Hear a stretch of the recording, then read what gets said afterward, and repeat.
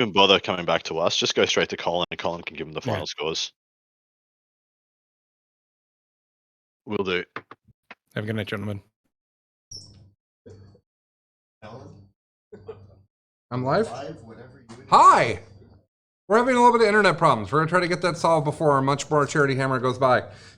You always know the internet's bad at my house because my teenagers have emerged from their rooms and are here to report that the internet is down instead of they're certainly not here because of anything we're doing.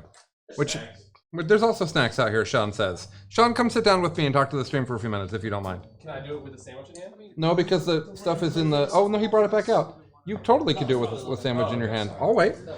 All right, let's give some stuff away. Billy, I'm on stream. People are watching me.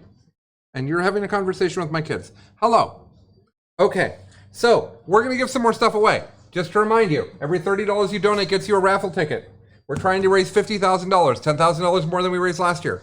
We're at $7,653, which is not a bad amount of money at all. Just to make sure that that's up to date. It's going. 7,731.65. Here comes Sean. The man, the myth, the legend, Sean Nayden. The man who will paint an army for you. I will. If you donate money and you win the raffle. Now, is there any restriction to this? I mean, we'll talk. Okay. I'm not painting 700 models. Yeah, right? But like... My wife was a commissioned painter until someone made her paint 100 boys, and now she's not a commissioned painter anymore. And I think that's completely fair math, don't you think? Look, someone only had her paint 100 boys. That was the only thing they wanted her to paint. She didn't even get the joy of like painting the other fun orc stuff. It was like only the miserable, this guy has 7 straps here, and this guy's got 4 straps here. An orc boy isn't an easy thing to paint. No, they have a lot of detail on them. They've got like a, and it's all like different stuff too, like leather straps on top of shirt, on top of flesh, on top of right, weapon and this. So they're interesting things. But yeah, no, like we're gonna do a 2,000 point army. Yeah, and whoever wins, we'll talk. And okay, we'll finesse it out. That sounds great. Okay, so starting off.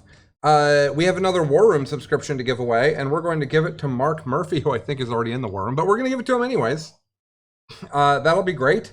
And then we're also in the spirit of AdMech getting better, because we haven't really talked about the fact that AdMech had 5 nerfs in the data slate, and now they only have 2. So with AdMech getting better, we're going to... an interesting thing, because right, GW doesn't usually roll nerfs back.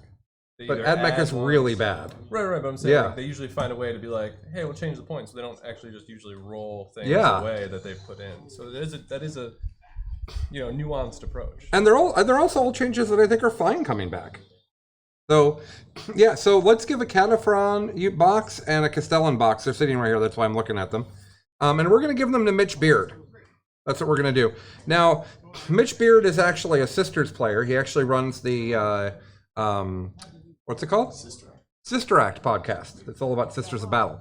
So I don't know that he'll be excited about these AdMech at all, but maybe he will. Maybe he would like to ally some Sisters and some AdMech together for some reason that I'm not aware of.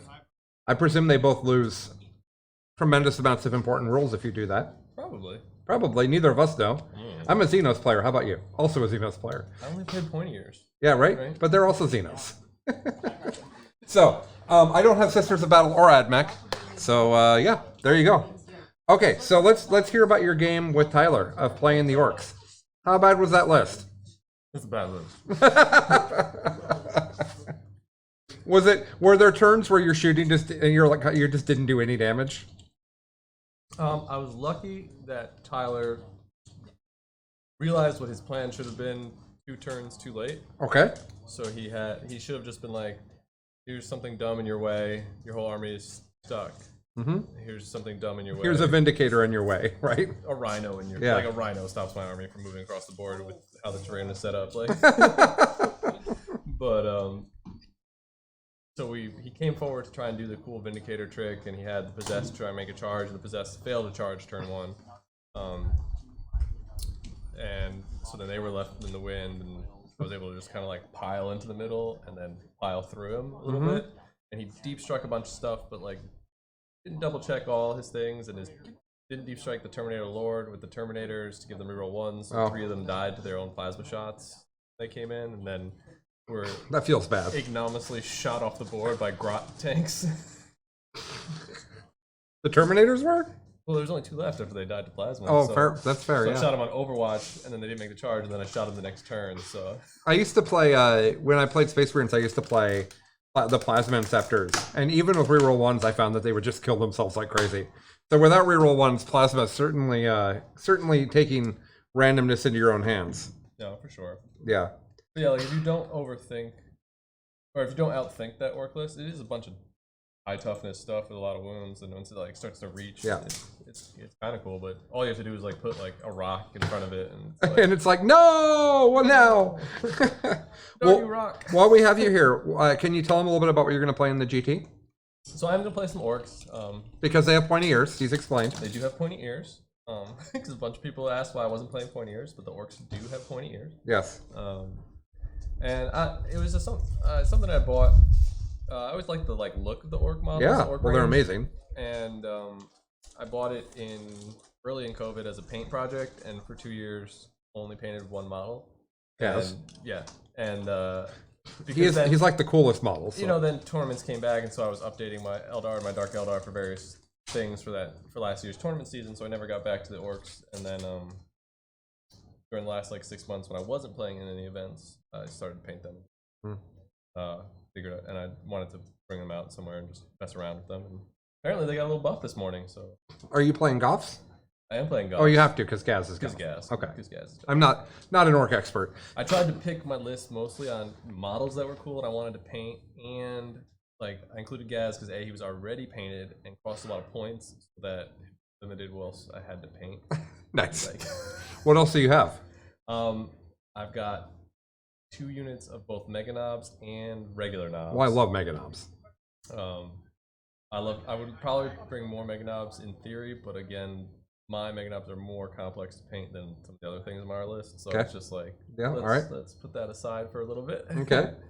Also, I think the regular knobs hit like a little truck. They can't take hit back up or up saves. Yeah. No. Yeah. Exactly.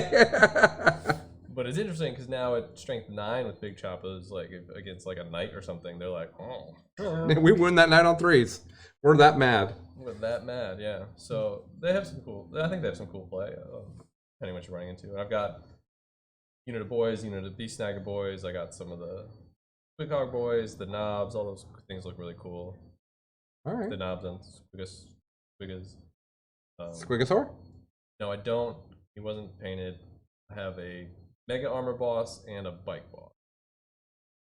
Okay. Well, And 2 battle wagons. Looking at the agenda, you're actually about to play again. Am I really? I should let you go. Yeah, because you did well. Because you won your game with your orcs. You're going to be punished to win with if you play the. You have to play the orcs again, Sean. This is Charity Hammer. This is how it works. All right. All right. So you're going to play, and you're playing against Hank. Oh, the Eldar list you wrote. But we removed all those pesky Aztec warriors and put Wraith Blades with no buffs on them in there. But I can't kill Phoenix Lords. No, you really can't. No, you really can't.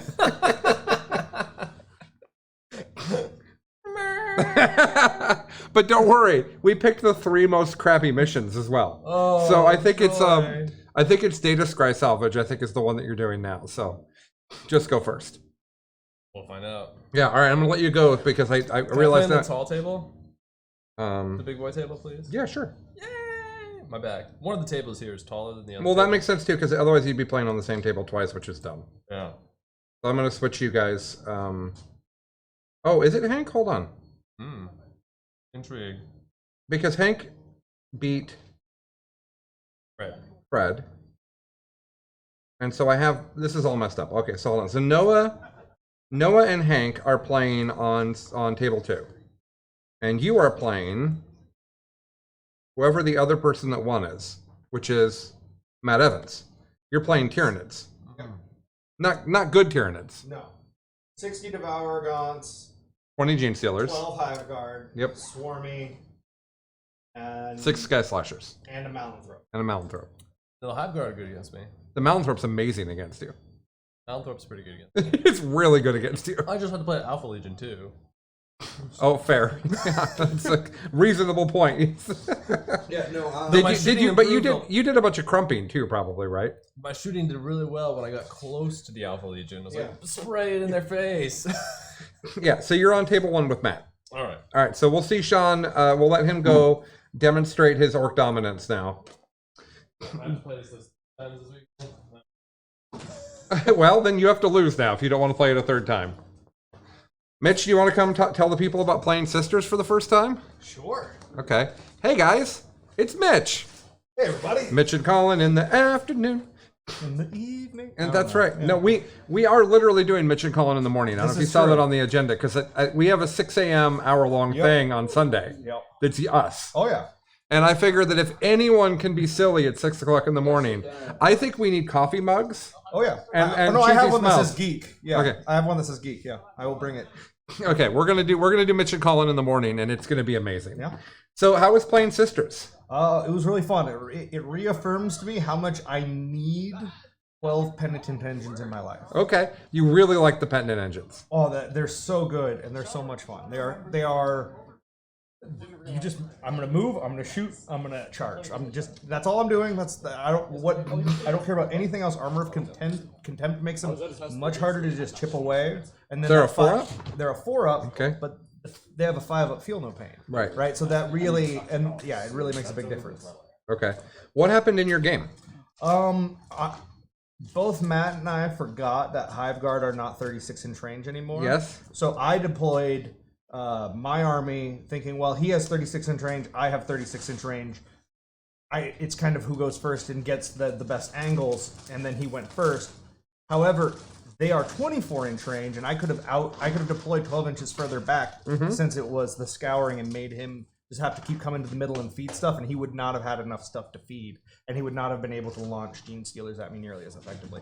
But, it's basically playing back in edition to remember all of that. So if you live and learn. Sisters were fun. Armor of Contempt is real. It feels very different with Sisters than it does for Marines. Like in the sense of what is being allowed to get through.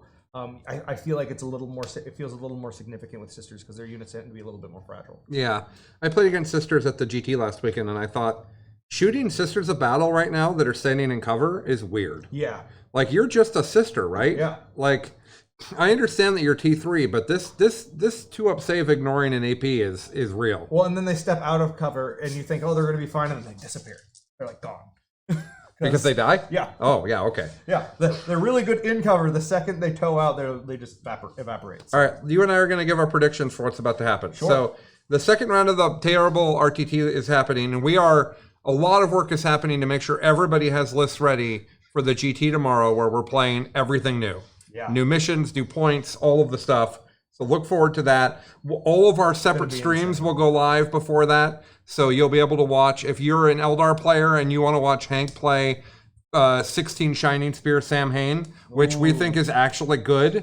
I don't see why it wouldn't be. Yeah, sounds great. Yeah, it's just, it turns out having a lot of AP4 is really good right now. And moving really far. Yeah, they go 22 inches. That's pretty great. I love that they made the Eldar, this is a long time ago, but I love that Eldar flying things don't roll their advances. No, they just do it. They just do it. And like, as an Eldar player, there's so much to that in your planning and in your execution. Consistency, reliability. Yeah, it's so much faster than a thing that rolls in advance. So, anyways. There's a whole list mechanic around that guard built around, because they had a warlord trait where you pick one squad, and you're like, hey, you guys get to auto advance 6, and you'd move.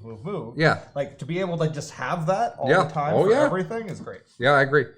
So the next round is Sean is going to play his Orks. Yep. Into Matt Evans' Nids. Yes. What do we think is going to happen? So basically, Matt Evans has to see how hard Swarm he can carry. That's a big part of what's going to get him through that. He can launch the Gene Stealers to take out the right units, but the problem is any blast weapons that Sean has are really going to be able to maximize their efficacy against all of the giant squads that Sean has. He does have some fast Ripper Swarms, or not Rippers, the Sky Slashers. He has a couple of those that he can throw up to move block and stuff. So if he can get that, going and really slow down Sean's army, and while also taking advantage of the Malanthrope's -1 to shoot. It's going to be really effective against a lot of what Sean's going on, and then it's going to be down to whether or not Swarmlord lives long enough to clear things out. Yeah, I think that it's interesting because the Termagants in the Malanthrope aura are an impossible problem for that Orc list. Yeah. Even with Blast, everything's hitting on 6s. So I think that that's a real issue. But at the same time, that Tyranid list has no ability to kill those Orc vehicles. Just Swarmlord and then the And a Hive prayer. Guard, sort of. And a prayer, Yeah. yes. And the Hive Guard, sort of. And maybe those Devil Gaunts will shoot. The Gene Stealers, if they Oh, charge, sure. you know, they can kill one, but they're going to die in exchange. So it's a trade. You have to trade up. Yeah, exactly right. So I think yes. Quick question. Yeah, what is the mission for the next round? The second terrible one, right? And then they describe salvage as third? No, scouring is The Scouring was first. first. So it's tied. So what is it? It's like high conviction. Tide of Conviction. Tide of conviction. Okay. Thank you. Okay. So I think that Matt can just win by move blocking Yes. and not kill anything. It's very possible. Yeah, I believe that the Orcs can do some good damage in combat, though. So it's really making sure he can not be chewed through too fast. He has to pace himself. Yes. Yeah, if all those vehicles charge into those Termagants, they will disappear. Yeah. All right, so the other game is Noah playing his I have a bunch of dudes in my pulsers, which has to fill you with happiness. Oh, I love that list. Yeah, and he's playing against Hank's I have 6 Phoenix Lords and a whole bunch of Wraith Blades. Yeah. I feel like the Wraith Blades are very durable. Yes. But they don't. But a lot of the shooting that exists in Noah's list just doesn't care. Does it have AP? He'll have 1 to 2 AP. Okay. But the main thing for him is that he the damage reduction isn't getting any real value there. Sure, true. It's almost all of his shooting is damage 1. It's really good against the Thunderhammers because Yes. each sergeant has a Thunderhammer, The so it's really good against Thunderhammers that. are pros and cons, right? So like it's better.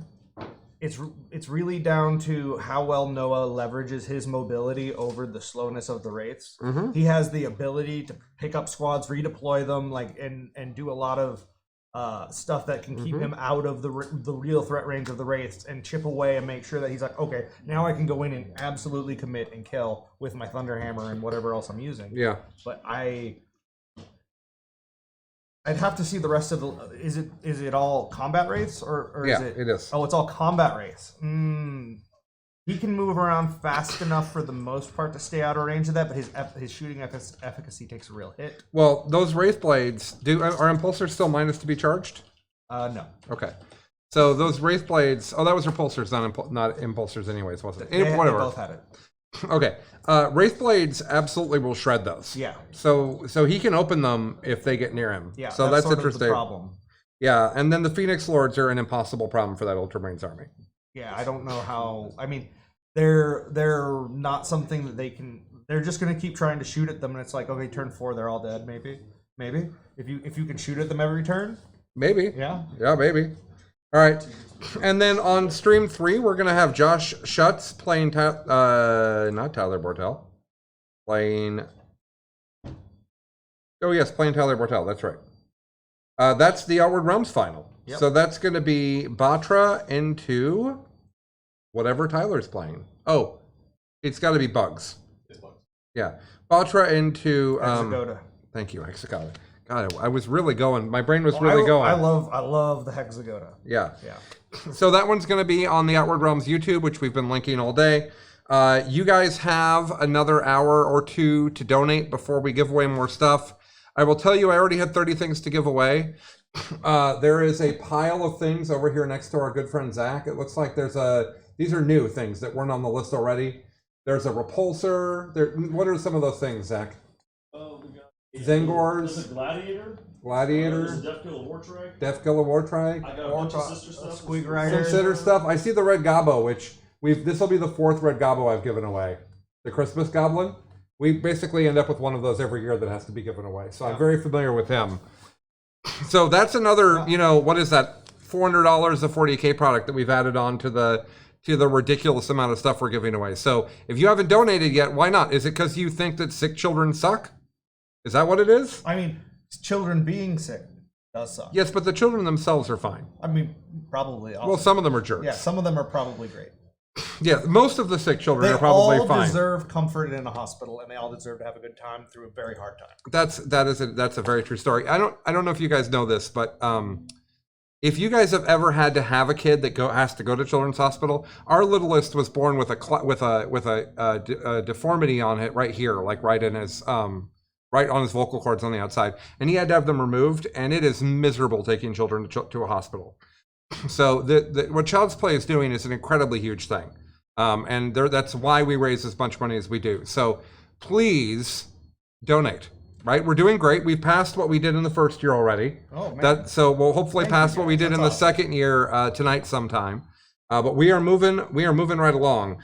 Mr. Zach, on the 1s and 2s, how are those games look? Are they getting set up? They're getting set up. They're getting there. We're Maybe vamp for another 10 minutes or so before we hand off to them? Let's take a look. Yeah, their objectives are in place on one of the tables. Okay. So maybe we'll talk for another 10 minutes or so before we hand it off. We can do that indefinitely. That's true. We have done that before. Early Biff Pods were like 4 hours long, if It's people true. don't know. Yeah. I didn't know yet that my job is to make sure we follow a schedule. Yep. Because Mitch can literally talk about 40K forever. I can get real in the weeds. Yeah, and we'll never be done talking about it. There's So always another combo. just to talk schedule a little bit more, at 6 o'clock, which is after this stream slot, we'll have the Bad RTT final, which Mitch and I think will be Tyranids into Eldar, which would be, those are the best books. Those were the best books at this time. Yep. That works. And then on stream 2, we're going to have the one and only Zach Nelson playing updated Thousand Sons Oh yeah. into John Lennon, who's going to play Chaos Knights, I think. Except for that. Okay. Yes. So, Thousand Sons are such a cool army design. Like the way they play, it's so satisfying to watch. yeah, I agree. And then on stream 3, we're going to have New Eldar into New Tau. And when I say New Tau, I mean worse Tau. Worst Tau. And when I say New Eldar, I mean worse Eldar. Good. Neither of those armies got better, as just Mr. so we're all clear. Imperium, I'm fine with this. I think Noah said that his tournament list went up 350 points, which is a few. Good. That's some. I love it. The Hank, Not even 20%. the Hank and Colin Eldar list, went up like 150 points, but a lot of other changes are hidden in there. Hank believes that the fire prisms that we have built our success on are not good if you don't have to the last. That because they're now more expensive, that in situations where you don't need them, which totally happens, that you can't sit on 400 points. So he might be right.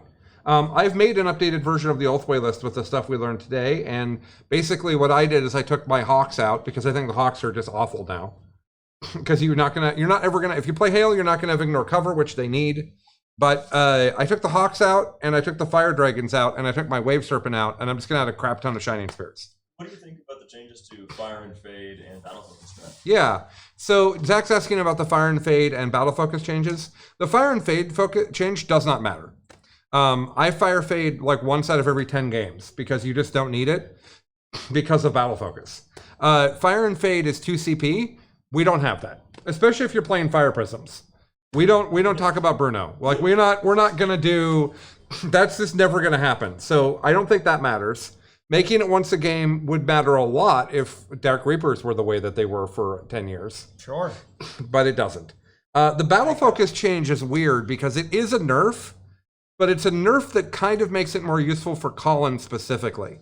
I haven't been using the 6-inch Battle Focus strat very much because I'm very conservative with my CP in my Eldar list. And I would rather try to roll and get enough inches to get them to safety. So the fact that it's a, oh crap, I've messed up, and not a, also I regularly roll the Battle Focus roll and then realize I wanted to use the 6-inch strat, which you can't use afterwards. So the fact that it's a reroll is actually kind of great. But it is strictly a nerf. It's obviously worse. I think that it's really the biggest deal for Shuriken bikes. I think Hailness Yeah. like that a lot less than Yeah, because the Shuriken bikes have to come out and then shoot 24, and that 6 inches or 7 inches in the case of Fire and Fade to get back is really important. I think the most offensive things in the Eldar changes are, first of all, scatter bikes going up and not Shuriken bikes is offensive. whoever you are out there that's been playing Shuriken bikes, die in a fire. Like That's Halo Jim. I'm sorry, not Shuriken bikes, scatter bikes. If you played scatter bikes into GW people and convinced them that they were good enough that they should be the same points as Shuriken bikes, So that's ridiculous. I can explain this. Okay. So back in the dark days of 7th, the Scat Pack was a thing.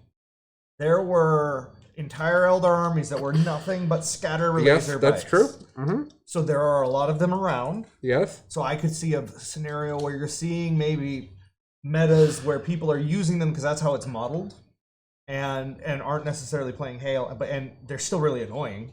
Like they're not better, strictly not better, but like they are still like a lot of shots that can feel crazy if you're like, oh god. But they went up a lot. Oh, did they? They went up like 50% of their points, Ooh. from 20 to 30. That might be a What? typo. They're the same price as Shuriken bikes now. They went from 22 to 30? 20, 25. 25 to 30? Oh, okay. okay. That's still 25% or 20% go. Yeah, that's a lot. So, and then the most offensive change, well, no. There's a few silly ones, but the avatar going up is silly. And Yeah, I then, like seeing the Avatar on the table. He's cool. yeah. And then, John, what were we just talking about that went up for Eldar that nobody plays with? Autark. Oh, yeah. Autarks are terrible. Autarks give out a reroll 1 Zora that you don't need in an army that has no ability to travel as a pack and give out auras. Bro, I miss my Autark on a bike with a fusion gun and a banshee. Yeah. Blast. Can't even do it anymore. No, you can't do that. Banshee You Blast can't even I take like good that. war gear on the I'm Autarks. glad. Like, it's really hard to even make an Autark decent. And even if you wanted to, you're spending 2 CP, which you don't have, to give them a Warlord trait and a Relic. And GW looked at that and said, I think Autarks need to be 5 points more expensive. I think what happened is GW looked at the Eldar Codex and said, this is undercosted. Where's my salt and pepper shaker of 5s? And just shook it at it and said, there you go. Everything's roughly on 5 I points. like to think they employ more of a dart-based system. But, Okay. you know. The dart-based meta. That sounds great. Are we ready to hand off to commentators and get some games rolling? Well, I have the objectives are set on both tables. I don't see models on the table yet. Okay. Then let's buy them a bit more time, shall Sure, we? we can do that. That's Yes. That's we what have these comfy to. chairs We are have for. to ask Zach because we literally have no other way to know. Unless there's a problem with this, I can't see and they're not refreshing, but I don't. They're still deployed. Okay. They're still. Okay. So then tomorrow morning we will go into the GT, and the GT is now potted because we had to accommodate a bunch of drops. So what's happening is all 20 people that are playing are each in a pod. There's 2 4 pods and 2 6 pods, and they're going to play 3 rounds of 40k into each other. And we're going to put about 2/3 of those games on stream. So tomorrow morning you're going to get to see on stream starting at 6 o'clock Pacific in the morning. So if you're a UK person, that's more convenient for you. Or I guess East Coast it's 9 a.m. That's not bad. Sean Nayden's going to play his Orks into JT Steiger's Grey Knights. We're going to have Hank Adams play his Sam Hain Shining Spear list into Jesse Sell's Sisters. Jesse just won BAO not that long ago. And then Josh Schutz is going to play Forces of the Hive Mind into Mitchell Hunter's Custodes. That's our round 1 matchups for the GT on stream. We'll also have some games done on stream. John Lennon's going to do really awful things to a Mono Slanesh army. We're not going to put that on stream because like there's, we're trying to be family friendly. And so we don't want that level of abuse to be visible to the community. And the crying is upsetting. Yeah, and also when Paul loses models, he gets physically aroused. So like that's not good. That's also upsetting. Again. Yes, again, that's not good. No, that's a good time. Yeah, that's right. So the Slanesh, it's all about having a good time. Yeah. And then the second round, so it's pods A and B play, then pod C and D play. Pod C and D, it's going to be Anthony the Violence Vanilla into Josh Bagwell's Nids. Josh plays the most shooting Nids. He plays Kronos with triple Tyran effects and then every heavy venom cannon you could take. Yep. His list for new points basically just removed an Exocrine and called it good. So I think that'll be interesting. Violence is playing Blood Angels. They got better today. Yeah. For reasons. Yeah. Sangard were too expensive. Yeah, literally. they clearly need to be 3 points less than a non-tricked out Wolfguard Terminator. Yeah, or 5 points. You make less these than comparisons to Space Wolves like anybody knows what Space Wolf point values are. 33 points. Everyone knows that. No, they don't. Definitely. No, they don't. My favorite part is Sangard, like, are the only unit that consistently appears in high placing marine lists, and like, when needs to get cheaper, that Yeah. does. What is see the more of that. obvious? What's the obvious best unit in all of Marines? Oh, it's Sanguinary Guard. Let's make it cheaper because Marines aren't doing well. Yeah. They're going to be good. Then on table 2, we're going to have Fred Fortman, and Fred is going to play Death Watch, and I have no idea what's in his list. So that's normal, and that's probably the game I'm most excited for, because to see Fred with new rules, new points. He won the qualifying GT last year, He did. and he placed incredibly well going in to the actual GT as well. I think he got 4th. Right. So really great player from the Chicago area, Chicago. and just with Death Watch, he always comes up with a combo that is usually relevant as long as there is a Xenos Codex that is, what's popular. And what do you know? Tyranids are still great, and they're still going to be here. He really, I'm curious to see if he's running the aggressors that have get an average of like 72 auto wounds. Well, that does sound good. That like they just point at you and they go take those wounds. Well, I hope he brought a lot of AP because and multi-damage weapons because he's playing Zach's Thousand Suns. Not And so- a Xenos Codex. Those aggressors will do nothing. They'll do some. Oh, okay. I mean, You will roll ones, They Zach. make me roll a lot of dice. That is Yes. fact. So Zach has played a lot of Thousand Suns. Yes. Zach's not near the microphone, so I'll speak for him. Zach's played a lot of Thousand Suns. He took a break to take Knights to the tournament last weekend. Basically complained to me the whole time while winning. Like, just the whole time he's like, this is boring, I hate this is dumb. And he went 4-1 with that list while saying it was dumb. So no Knights for Zach. Never again. Some nights are wasted, as they say. Yeah. That's the song. All right. And then, Dream Table 3 is Alex McDougall's Tyranids into Michael Timpey's Chaos Knights. And Michael Timpey's method of list creation for his Chaos Knights is really innovative. He took a data sheet and photocopied it 13 times and made a list. More or less. Yeah, no, that's it. They have slightly different war gear, but he's got 13 war dogs, and they all have guns, and 3 of them have claws. Yep. And that's what he's An doing, army after my own heart. right? It's So- like, hey, what if all dreadnoughts but better? Right? So for the people that are in pods of 6, I'll try to put winners into winners and losers into losers. But for the pods of 4, they're just going to play everybody. So after that, it'll be we'll probably have John play Jesse, which will be neat because John is a famous Sisters player of much renown, and Jesse just won BAO with Sisters. So I presume that we will have an amazing quality Sisters mirror. I don't know how different their lists are at all. Neither does John. Is there anything significantly cool about your list I can tell them about, John? Castigator. There's a Castigator in it. Does it have a name? Cassie? I don't know what a Castigator is. Tank? Is it? It's a predator with heavy bolt response. Yeah. And it's a And candles. Yeah. And candles. And lots of candles. Oh, they sent it. They sent it. Candles. They sent it. obviously. I'll tell Yeah, you they guys smell that like fear and I have a special level of hatred for the burning candles on vehicles that Chaos and Sisters think are cool. I want that tank to come with acolyte models with little torches that are like keeping them lit that have to follow the tank around. It doesn't bother me as much as the Chaos guys that have it on their armor. And they're just like walking around with like clearly electric candles. and Wax just like slapping them in the face. Like, Don't kink shame. no, I'm not. Like, maybe they enjoy that, but it looks dumb.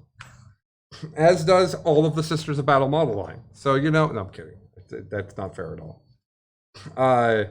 They definitely made a strong argument for Sisters of Battle to be wearing helmets, is my only criticism of that product line. The Castigator is, I think, one of the prettiest tanks in 40K. Okay. Like it's baroque, it's beautiful. It looks like it's both something for killing and something for worship. It's exactly what it should be. I would clip the candles off of it. Monster. All right, let's hand off to Anthony and Alex. So we're gonna hand off to the commentators. And we still have Anthony and Alex is not who the commentators are. Adam Camilleri from Art of War Down Under.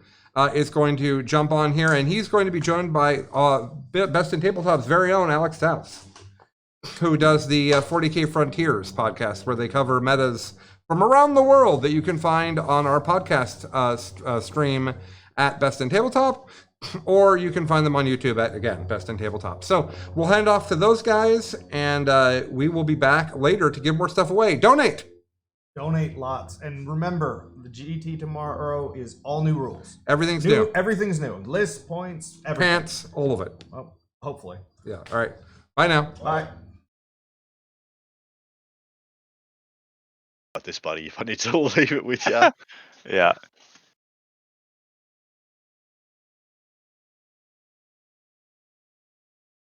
Hello, ladies and gentlemen. Welcome back to this round 3 of the grandeur, the majesty of the greatest RTT of all time. And by greatest, we mean most entertaining. Because the meta is upside down. What is good is bad, and what is bad is good. How you doing? I'm joined by the wonderful Alex. Would you like to introduce yourself to people who may not know you?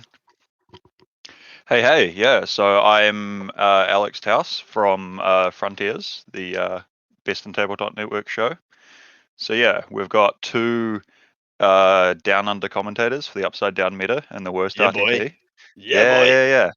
I'm starting to call it the best RTT because so much crazy crap has happened in this event that wouldn't happen anywhere else that I'm just here for it. I love it.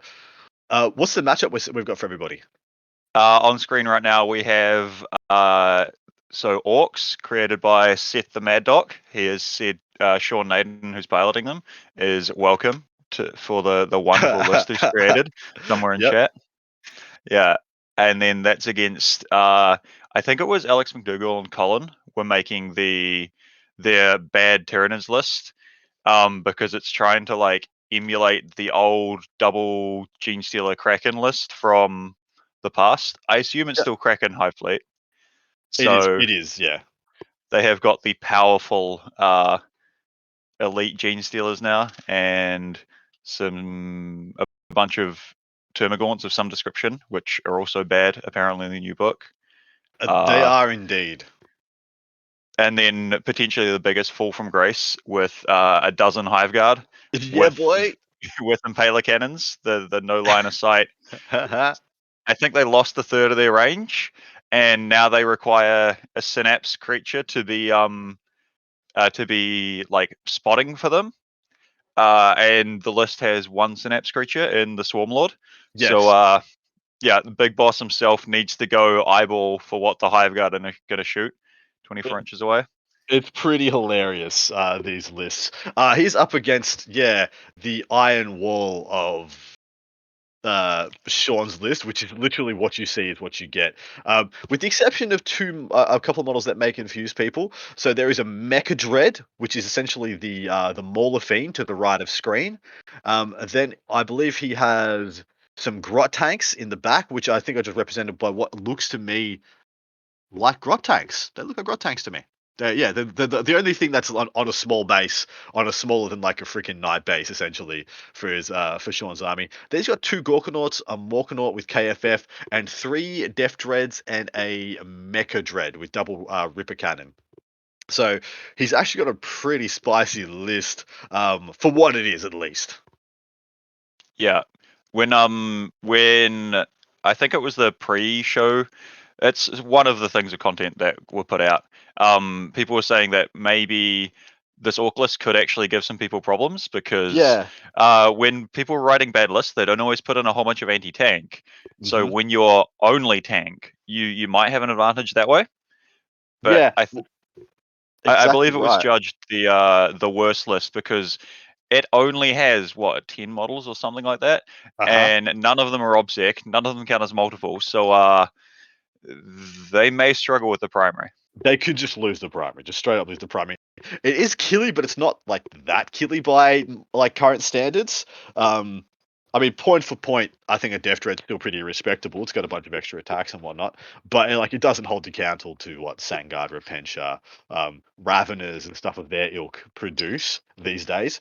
But look, the shooting is very ordinary as well for how many points you're paying per model, but it's not nothing. Like we saw, Sean was able to kill like 1 thing a turn of his opponents with everything combined. And I think Sean was saying that he was doing that by getting close because he was playing into Alpha Legion, who are -1 to hit outside of 12, Yeah. I think, Yep. still, which halves Orc ballistic skill effectively. Hmm.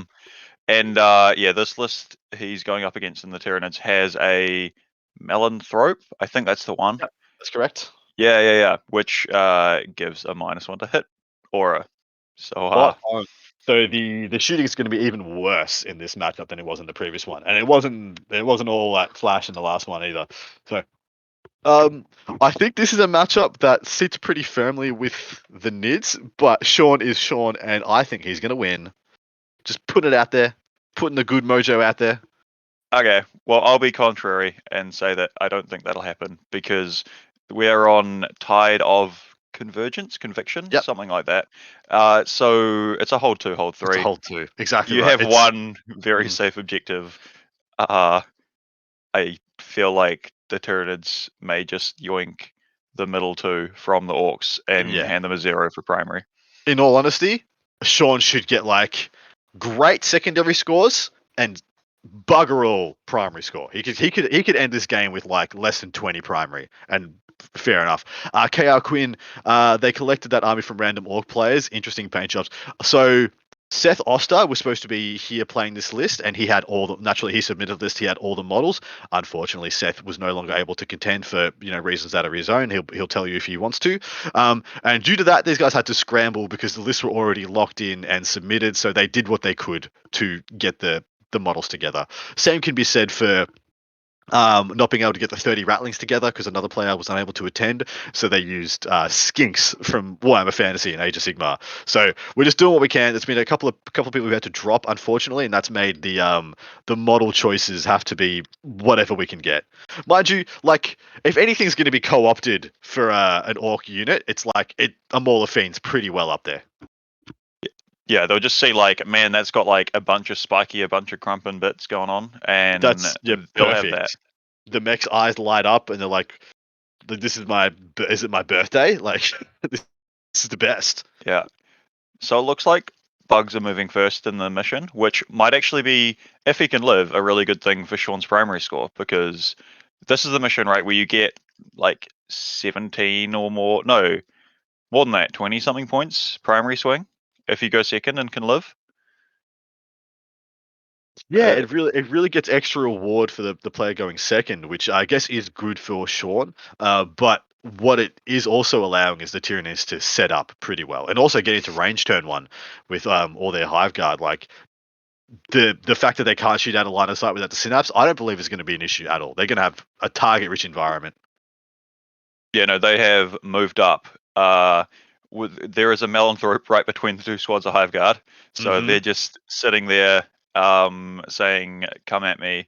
We will conquer. If we're on Planet Bowling Ball, we'll conquer it. We don't need to hide behind walls." Yeah, we don't need no one. For those who may be joining us for the first time or may just be checking in or don't know what's up, this is Charity Hammer the 4th, as in this is the 4th time it's been run, and it is run in support of a charity called Child's Play, primarily. Child's Play is a charity that provides gaming aids, entertainment needs for children whilst they undergo medical care. It is a cause very close to many's hearts in our community, not only just because we're a bunch of nerds and we love the books and the games and all the things that we want kids to have where they're going through troubling times. So for every $30 you donate to this charity, donate to Charity Hammer, you will get a raffle ticket in the draw for some phenomenal prizes. We had a full Beast Snagger box. The Beast Snagger box set is the one that came out with all the Beast Snagger stuff. So like a good half an army for Orcs. Just buy a few more bits and pieces and you're good for 2,000 points. We have a $1,200 voucher to Hammerhead Games that you can spend on just like anything. You play Magic, D&D, of course, Warhammer, or related products, Outward Realms, all that awesome stuff, Hammerhead Games. And in addition, the wonderful Sean Nayden, who's playing the Orcs right now, has donated a fully pro-painted commission army. So Sean will literally paint you an army should you win that raffle prize. So for every $30 you donate, in addition, if you donate money and put a message or type a message in saying, "Hey, I donated," and you want something for us to read out, myself or Alex, put it in quotation marks, tell us what you want us to say. If it's not crude, insulting, or derogatory, we'll probably say it. Sounds good. And also just a bit more on Child's Play. So they also do, I believe, domestic abuse shelters as another part of what they do, and they are based or several countries. I know for sure that they're in Australia and the US where they're based. I think also the UK, Canada, possibly some other places, but I'm blanking on that right now. So yeah, they are not Yeah. exclusively in North North America. America. Yeah, they So- are an international charity, and they're very highly rated on the I don't know what the charity rating system's called, but they're one of the very highly regarded ones. Every single cent that you donate to Charity Hammer will go straight to the charity. Not one penny will be diverted for any other means. So you can have some confidence that your dollars are going exactly where they're meant to go. This turn 1 looks very similar to the turn 1 we saw previously by the Tyranids. The only thing I'm not sure about is the second unit of Gene Stealers. I wonder if he should have held that one back and tempoed them a little bit more. With one of them going in turn 1 feels good. Road blocking, maybe getting a kill makes a lot of sense. The other one going up as well, is that just giving Sean too many things to kill too early? Yeah, I'm not sure which one you're talking about going up, but the one on the left I did not see before, and they are very up in Sean's grill space. Yeah, it's the one on the right I'm not sure about, whether that's just giving him something to kill I believe those were unnecessarily. like pre-game forward deployed, if that's Yep. a thing they can do. So maybe Yeah, it's just yeah. I'm not quite sure why they're just sort of towing on the objective though, because I don't think it gains them anything. No, I don't think that gains Maybe him anything at all. They might be putting up a banner. Yeah, Maybe maybe he's banking on the fact that the Orks won't remove all 10 of those Gene Stealers, and he's going to be able to leave that banner on there with OBSEC, and he's Well, just going to score like a 20 with them. Well, unfortunately, he hasn't taken banners. Otherwise, that would have made a lot of sense. But Sean has Yes. taken. Sorry. Matt has taken banners. Yeah. Matt's Absolutely got the right. banners. That was what I was Yeah. thinking. Yeah. I don't think Sean would make the sort of mistake of taking raise the banners with a all mech army. Well, so he's got Buzzgob. He's got one mech. He can put up a banner. You know, Yeah, I some apologize respect. profusely. Yeah, I best be respecting mech Buzzgob. Love it. Yeah. What have they chosen for secondaries? What are the Tyranids secondaries? Give us the rest of the rundown. Right, yeah. So, unsurprisingly, against an all-mech army, he has opted for Bring It Down. Who would have thought? So, yeah, seems Stunning. sensible. Also gone for Stranglehold into an all-mech, no OBSEC, no multi-model counts as army. So, another, pretty reasonable choice. And, yeah, raise the banners high, as we discussed. I guess because... So, like, zero OBSEC, right? The OBSEC battle is so firmly in Matt's favor.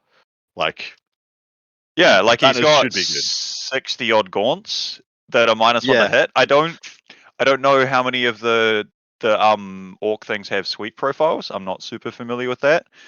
But like just the big boys, I believe. Right. So they may struggle to like get through to clear all that. So the banners feels like a pretty solid pick.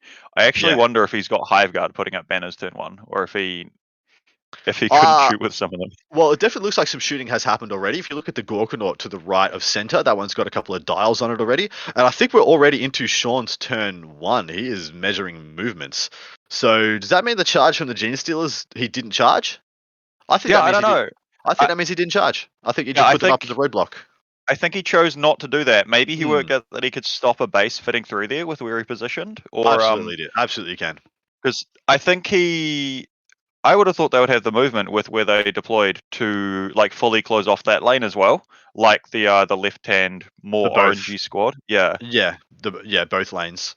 I think one squad could have done both lanes because you only need to reach the middle point of both those openings to bottleneck them from the bigger bases at a minimum, and if not, at least you're restricting movement. Where I'd love to see the Nids focus all their pressure is to the right middle objective. Don't worry about the left one, not so much. If anything, like line up your Hive Guard to shoot whichever Gribbly gets on that one, and then the right middle one is where all your pressure goes, all your OBSEC. I wonder if he knew that Gorkanauts are super heavies now and they can walk over models, because that's what's just happened with those Gene Stealers. Yeah, I certainly did not. I was surprised to see that lad just like mosey on over the top of them Steelers. Can he make is he within 12 of the Hive Guard? I wonder. Is there a ramming speed charge coming in? I would love to see a ramming speed charge coming in. I'd be right here for it. That'd be so cool. I love it. I would But be yeah. very about that. Sounds like he didn't know they were super heavies and could just step on over. Just a casual step. You seen those legs? Those legs ain't stepping over shit. But in this context, they go straight over apparently. They just believe. It is a Gork or Morkanaut. They are believing. It phases out. Yeah, it phases out. It doesn't step over. It just goes into the warp for a moment. Oh, it's so much cooler. Can we make that canon? Somebody. It is. Just we believe it, Adam, and therefore it's canon. That's how Orks work, right? Yeah, that's right. We believe it's canon, therefore it is canon. Someone mythically will just write a story where a Gorkanaut phases through opposition models. Yeah. Rather than actually stepping over it because his legs ain't good. Look, if it works for Chaos Knights, right? Like, surely. Yeah, House Corvus can. Yeah, the new Chaos House, which I love the fluff of the new Chaos House. By the way, I think that's cool. Yeah, it was like Bellicors just decides, right? Yeah, no, I'm stealing this planet now, right? Yeah, mine. Yeah. Yeah, he's a bit of a magpie like that, isn't he? Yeah, he just yelled yoink and it became his. He said dibs. He said just said dibs, and everyone's like, oh well, I guess it's his. It's schoolyard rules of chaos and ownership. Oh yeah, so one reason the Tyranids would have gone and towed onto those objectives as well is it scores him some primary points. So he's got 2 on the primaries there. But actually, I think you only need to do one of them. So no, again, I'm not sure why both the Gene Stealers mods did exactly what they did. But I feel like the Gene Stealers are actually quietly good in this matchup. Like they do have the amount of attacks to threaten one of the mid-sized walkers at the kind of drop of a hat. And losing both of them turn one, which is what I expect to have happen now, it actually seems like a bit of a loss. But maybe I'm incorrect and they're not vital to this game plan for Matt. Yeah, it could be that we're misjudging distance as well. I can't remember what a Gene Stealer moves these days. 8 still, I think, maybe? I think they move 9 now. Okay. So I wonder if maybe they just like really low rolled their advance or something and then couldn't fully block the gap, so they decided to only tow on. Yeah. They move 8. Apologies, you are correct. Aha. Yeah. And yeah, they can Vanguard and do all the infiltrating crazy crap. Yeah. One thing, actually, sorry, we should check. Have we got the second table up? Can we hit a transition over to table 2 if we got one available? Old booth man, the Dorian Gray of this setup. A wonderful stream machine spirit or something. If not, that's totally fine. Thank you, everybody who's joining us in chat. Just some, these lists are not in BCP. I think we have a link on the Charity Hammer website. If not, I'll get Colin to jump in the chat when he is available and just chuck all the lists in. We do have a link for it, but I think I've lost it because I closed it for some inane reason. Apologies for that, by the way. But honestly, for these lists, what you see is what you get. There's not really any tech or anything to emulate or copy here, KR Quinn. It's literally this is the meme round. We have one more round after this, which will be the finalists, because we've got the semi-finals happening before our eyes, and then it'll be into the slobber knocker slaughterfest of top table goodness come tomorrow morning. But yeah, I guess to quickly go through it, the Tyranids list is Swarmlord, Malanthrope, 12 Hive Guard. There are 60 Gaunts of some description. They might be Devour Gaunts, but they're all Devour Gaunts. Yeah, those are in the sin bin for past crimes. 2 lots of 10 Gene Stealers, 6 Sky Slashers, and 2 units of 3. And I think that is the whole list. To do the 2 units of 6 Hive Guard? Yep, that is at least in my head. I did. List. That is the whole list. It's not much. It is literally taken as a meme because it is the 8th edition version of the best Tyranids list. So it has the Kraken Stealers with the Swarm Lord and the Hive Guard. It's just so funny, and the Devour Gaunts. I do love that he's held his Devour Gaunts in reserve. Like they are the furthest things at the back of the board for Matt. And he's willing to try and get the Orks to break upon every other portion of his army. And if you'll see the sneaky Swarm Lord on the left-hand side of the table, just hanging out there, waiting for him to put something of value on the middle left-hand objective for the Orcs and just go and annihilate it. And just as you say that, Sean measures to the Swarmlord. So I think Yeah. crouching target hidden Swarmlord is not an effective strategy. Yeah, it is even already with bust. even with the orange and grey carapace camouflaging with the lava table, it's not doing it. They're not doing it for him. Nah, not going to fly. He's a little bit too large, even if the model is pretty small by today's standards. Should they bring out a new Swarmlord model? Because he is tiny. Isn't the Hive Tyrant kit one of the comparatively newer bugs things? I'm probably Yeah, going to get yelled at by my Tyrannid buddy. by bug standards, yes. Literally their last they had the Maliceptor and the Toxicrene and the Exocrine and the Hari specs came out like 5 or 6 years ago? No, I'm pretty confident it's more than that It because might be more than that. I've completely lost track of time. Yeah, I don't. I know a friend was saying that they had like ingrained in their head the time since it's come out. I don't know if anyone's seen the new Thor trailer, but it's like at the how long's it been? It knows to the day almost. Yeah, the years keep coming and they don't stop coming. Yeah, It's really true. yeah. So the Sam Lemon in the chat has asked if the balanced data slate stuff is applicable for the worst list RTT. It is not. These lists had to have been submitted and approved by a council of rigorous testers who just looked at it and were like, yes or no. And that had to have occurred quite a while beforehand. So to make sure all the lists were kind of of a certain dumbness. So these were locked in, but the GT Slobber Knocker that starts tomorrow is like the lists haven't even been written. They're like writing the list for that tonight once they get to sit down after their games and figure out what they want to play. So that's going to be like literal cutting edge, amazing stuff. Some of the best players in the world locked in for like 72 hours of games following today after the silliness is over. The palate cleanser, the amuse-bouche, and you will get some absolute savagery, incredible insights into the new play styles, new meta coming up. As opposed to the different flavor of savagery that is suffering with these terrible lists. Which yeah. I believe as well that if we were playing with a new GT pack, I think there'd be some lists on negative CP. Like there's 3 super heavies in this Orc list, right? And I assume there's a relic and/or Waller trait in there. That would put them to negative CP in the new pack. So another absolute zeros. Harpy/Hive Crone is relatively new. Oh yeah, sorry, yes, that is actually relatively new. I feel like that came out in 6th edition. Because I remember no, it might have been 7th edition. I remember they got a formation in 6th or 7th edition that went along with the Harpy and the Hive Crone. It was the we used to call it the Flying Circus because it had like 3 Flyer Ents, a couple of Harpies, a couple of Hive Crones, and then all Gargoyles and flying. Used to be able to make flying warriors, the Shrikes. Yeah. How long you been in the game, mate? I got started half my life ago with the. I came out just at the end of the Battle for Macragge box set, so Ooh. we have some Devourgaunts going away. So I came out with that. Split it with my brother.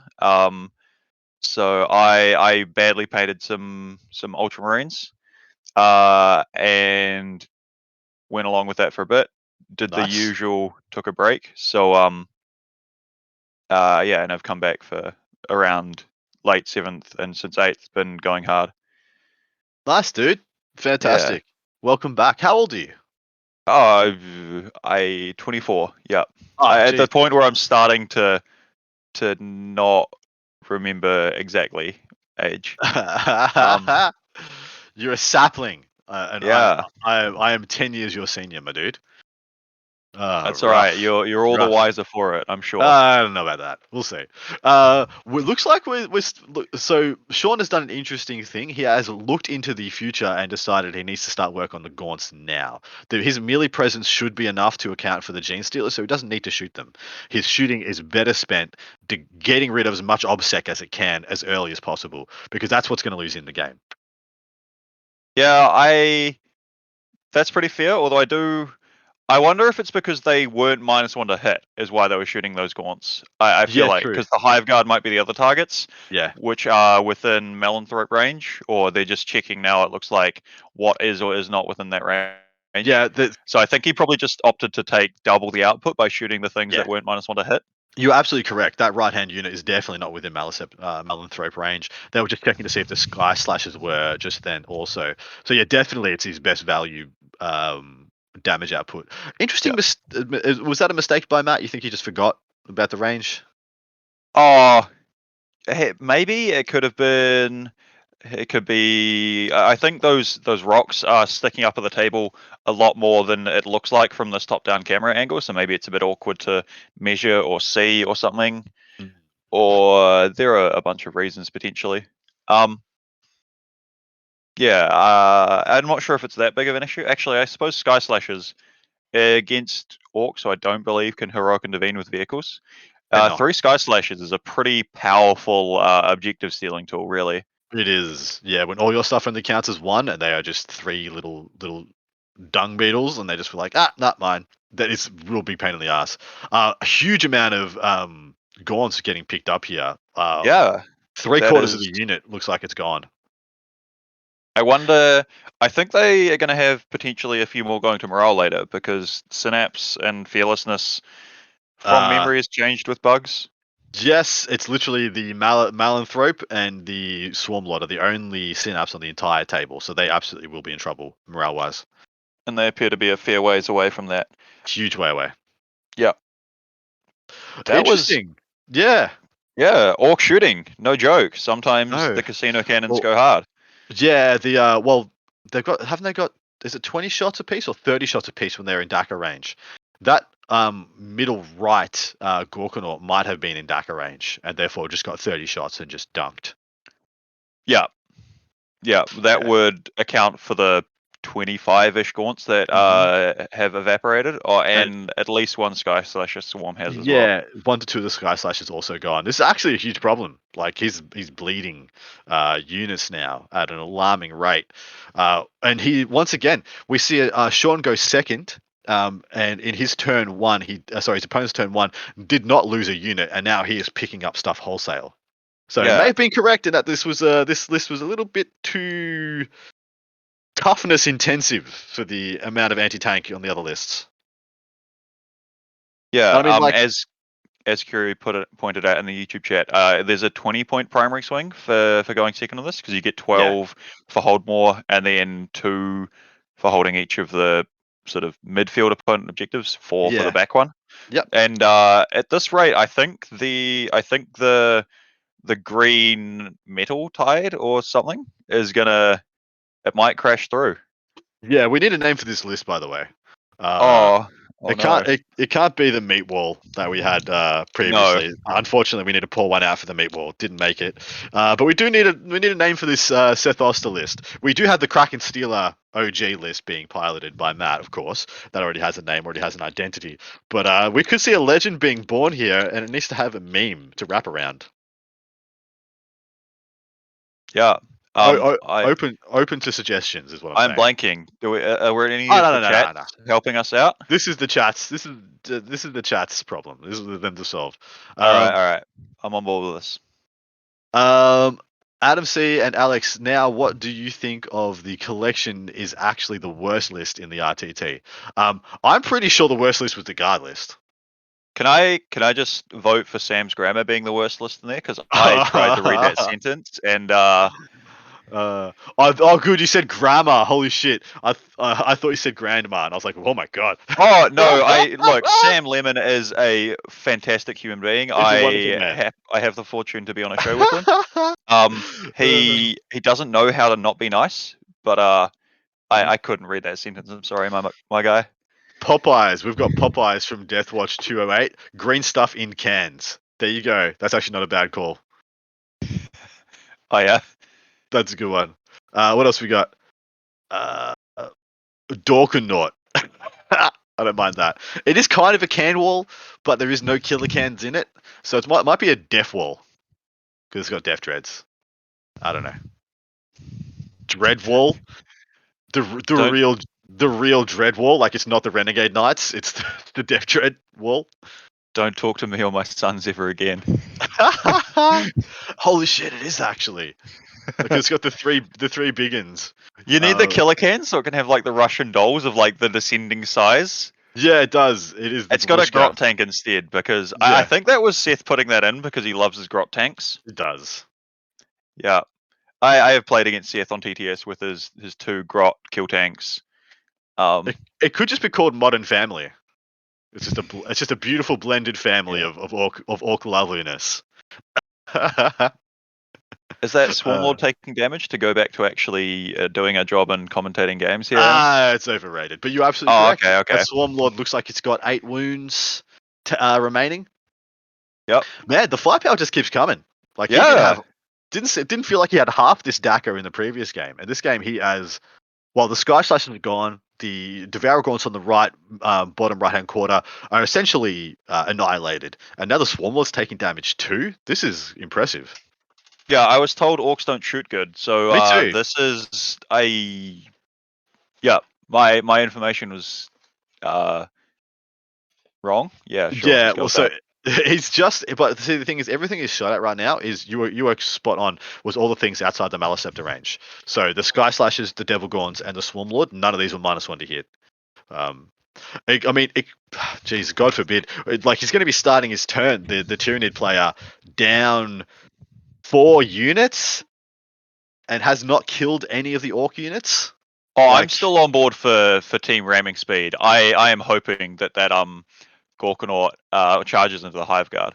Oh, what the dis? That's got. Oh, I am going to go bring up the mission pack and try and eyeball it from the objective placings. I'm on it. Yeah, do it, man. Show your quality. Yeah, we're onto it. Death Dread Dance Party, the triple DP. I don't mind it. Yeah, okay, Death Dread Dance Party. That does seem on brand because that would match with those. Okay, so the center of those objectives are 12 inches apart. That Gorkanaut is overlapping. He is past the center of his objectives. Those Hive Guard seem pretty close to the center of the other objective. Yeah. They are getting ramming speeded. That's real good grammar. That means it's a 9 to a 10, right? Depending on a few increments, or it could be a 9 to 11 somewhere in there. Yeah. And so he's got 3d6. Ramming speed still 3d6. Drop none. It's just it is. I'm gonna go crump that thing over there. Still with here we go for a reroll. Yeah. No, I'm on board team ramming speed. Do it. It'd be almost game over if that happens. Yeah. Mind you, even if he doesn't go for that, he charges the ass of the Gorkanaut into the Gene Stealers, picks it up with the Death Dread and the other the Morkanaut in front of him, and then he's on their doorstep because he's going to pile in and consolidate 6 inches towards him. Like, you're right, Adam. That's the reasonable thing to do. Okay, it's nowhere near as fun. No. I wonder how familiar Sean is with the book and whether he's aware. Sean is a pointy ear expert, and so these cans have pointy ears inside of them. They are green and they're fun guys, but they are pointy ears nonetheless. So he knows what's up. And if he knows what's up, he knows that he's got to go for that charge. Surely. Yeah. Nothing brings me more joy than imagining like elegant, sophisticated races like Eldar getting dunked on by a sentient fungus. Like, sorry, a barely sentient fungus. Like, barely. Like, it's so much. They believe they're sentient. All right. Yeah, they get sent to Slanesh because an angry fungus kicked the crap out of him. Like, it's so good. Isn't there some saying that like the Eldar respect Space Marines for the same reason a human would respect a gorilla in full plate armor? Like, yeah, it's pretty accurate. Yeah, and so when it's like a sentient mushroom and I don't know 40k scale, but it's quite an imposing mech suit, possibly with their brain hardwired into it. I think they'd be, a bit intimidated by that as well. Yeah, a brain with air quotes with like rabbit ears on it. Yeah, man, Orks are just the best. Orks are simply just the best. They are my go-to for like who are the good guys in 40k because they're about it. They're having a good time. Like they're pure of spirit and of intention. There's no malice. They just do what they enjoy doing. They love you're absolutely right. Yeah. And so they're just trying to share that with anyone and everyone they can. I feel like the Tyranids are pretty good guys as well. They just do Oh. what they do. They're just organisms doing what they're programmed to do. There's no evil intent there, or there's no conscious. Oh, should we commit genocide? It's just like that's what they're supposed to do. I think I might have seen a snake eye charge rolled there, just off to the side. I think I see 3 dice. That looks like it's a 10 total. Yep. Are we going to ram? Oh, no, it's saving throws or something. The Orks are still shooting? They are still shooting. That was another Sky Slasher from the middle left-hand objective getting picked up. Yeah. And looks like the Swarm Lord's on 4 wounds left. Yep, that is a 4 sitting there. This is intense. That could also be his CP, though. Just now that I think about it. Because I don't see any other dice to signify CP. Do we have a CP counter on these on the wonderful display here? We don't. We do not. It's charge phase. It's charging time. It's on, good. ramming speed. You want to see it? You'd love to see it. Yeah, we have see. Are both of these Hive Guard squads going to get tagged? It's very likely that both could get tagged. I don't know how likely the left-hand one is, but the Gorkanaut got a big enough charge there that as long as it doesn't swing, it will absolutely tag the other unit. That left-hand one is ramming speeding. You so in believe. my heart. I know. Yeah, I know. That's what I'm here for now. Doubt in your mind. The Death Dreads have made combat. Well, one has made combat with the right-hand unit of Gene Stealers, and then we should see the Mega Dread coming around the corner to try and make that charge as well. Yeah, Mega Dreads are actually sick. Have you seen the models? They're so cool. Yeah. I've had a local guy I believe he has a Mega Dread or a third party. I'm pretty sure he used it as a Mega Dread. It looks pretty cool. I remember it charged something of mine. I think. Yeah, I have Vates, but it came in a teleporter and at ramming speed. It made its charge. It was all about it. And then I think it didn't kill the thing and had a bad time on return. But let's not worry about that too much. Yeah, let's not worry about that too much. So he's made all his charges. He hasn't yet. We haven't seen the ramming speed charge. That might have been it there, actually. We just had a Gene Stealer get pulled, which could have been from the charge. We should probably watch the dice rolls, but where's the fun in that? He's measuring it. He's measuring. That looks like. It looks like a 10 to me. It might have been a 9. Yeah, it's hard to see which side of it it's on. A 10 on 3 dice. He's got this with the reroll. Do it. I mean, I kind of don't want him to do it because it will ice the game. Like at the bottom of turn 1, the game's just kind of over. But it's still freaking cool. Do it, man. Do it. Just do it. Just send it. Give us the No, Sean. He didn't do it. And the crowd goes mild. Woo. Yeah. Yeah. he is lining up to tag the Hive Guard, but Sean, you made the sensible play, but it is not the Orky play. He's still too much of an Eldar head on. I'm a little bit disappointed. Has he just entirely abandoned his back objective though? I would respect that. I think that might mean you don't get your CP, which would be a very powerful move. It would be such a flex. Let's go see if I can read rules. They literally don't. The CP. What does the CP do for this army? Like apart from rerolling saves and ramming speed, what other strats are even available? I was going to say we've been over this, Adam. It's for ramming speed. I don't know. We had a meeting. We had everything. There was a PowerPoint presentation. Look, I have played the creator of this list, Seth Oster, in TTS, and he usually, or at least some of the times, was of the opinion that CP for Orks is for upgrading your characters and buying detachments to get more war bosses pre-game. So I think that means they don't have good things to spend CP on. Mm-hmm. I agree. Yeah. All right. So will there be a war on stream? Unfortunately, there will not be, for the simple reason that there is no ability to call a war in this Ork army. There's no war boss. It was written to be bad for that reason in particular. Yeah. So Adam, it looks like you best not be calling my guy Buzzgob. Yeah, boy. Bad. He is a mad lad. He's an absolute mad lad, and I respect the hustle. Who needs a war when you can have just this much chunky meat on the bone? Yeah. Gotta careen some nerds. Yeah, the careen is good. The careen is True. a good. Yeah, that's true. Yeah. So that's instead of exploding, or when you explode, you can move the model like a number of inches before you I think it's resolve. when you explode, you get to Yeah. like move where the explosion happens. Yeah, no, you get to drive the explosion in a certain direction, Yeah. a couple of inches, which is funny as hell. Karina's had so many great versions of the rule over the years. I remember when I started, it was just like you rolled a scatter die and it went that way. Yep. Back when that happened, you had like an argument with your opponent to the good old days that G-Dub is bringing back with the heresy edition. Never right? That's left. still got scatter Never die? left for us cultured hobbyists Oh, who've been playing a it. I am a Horus Heresy player. Yeah. all right. I apologize profusely.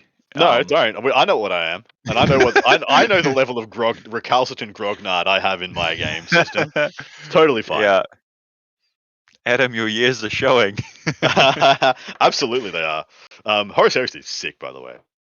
Like there is a lot wrong with that rule system, but there's also a lot right with it. Like there is a lot of fun to be had still. Oh yeah, I came when I came back to the game in the tail end of 7th. I really enjoyed the deep strike charges on a unit that had it, and how it's like you're safer to land right next to the Next to unit 'em. because of Yeah. how the scatter Yep. mechanic works. Mm-hmm.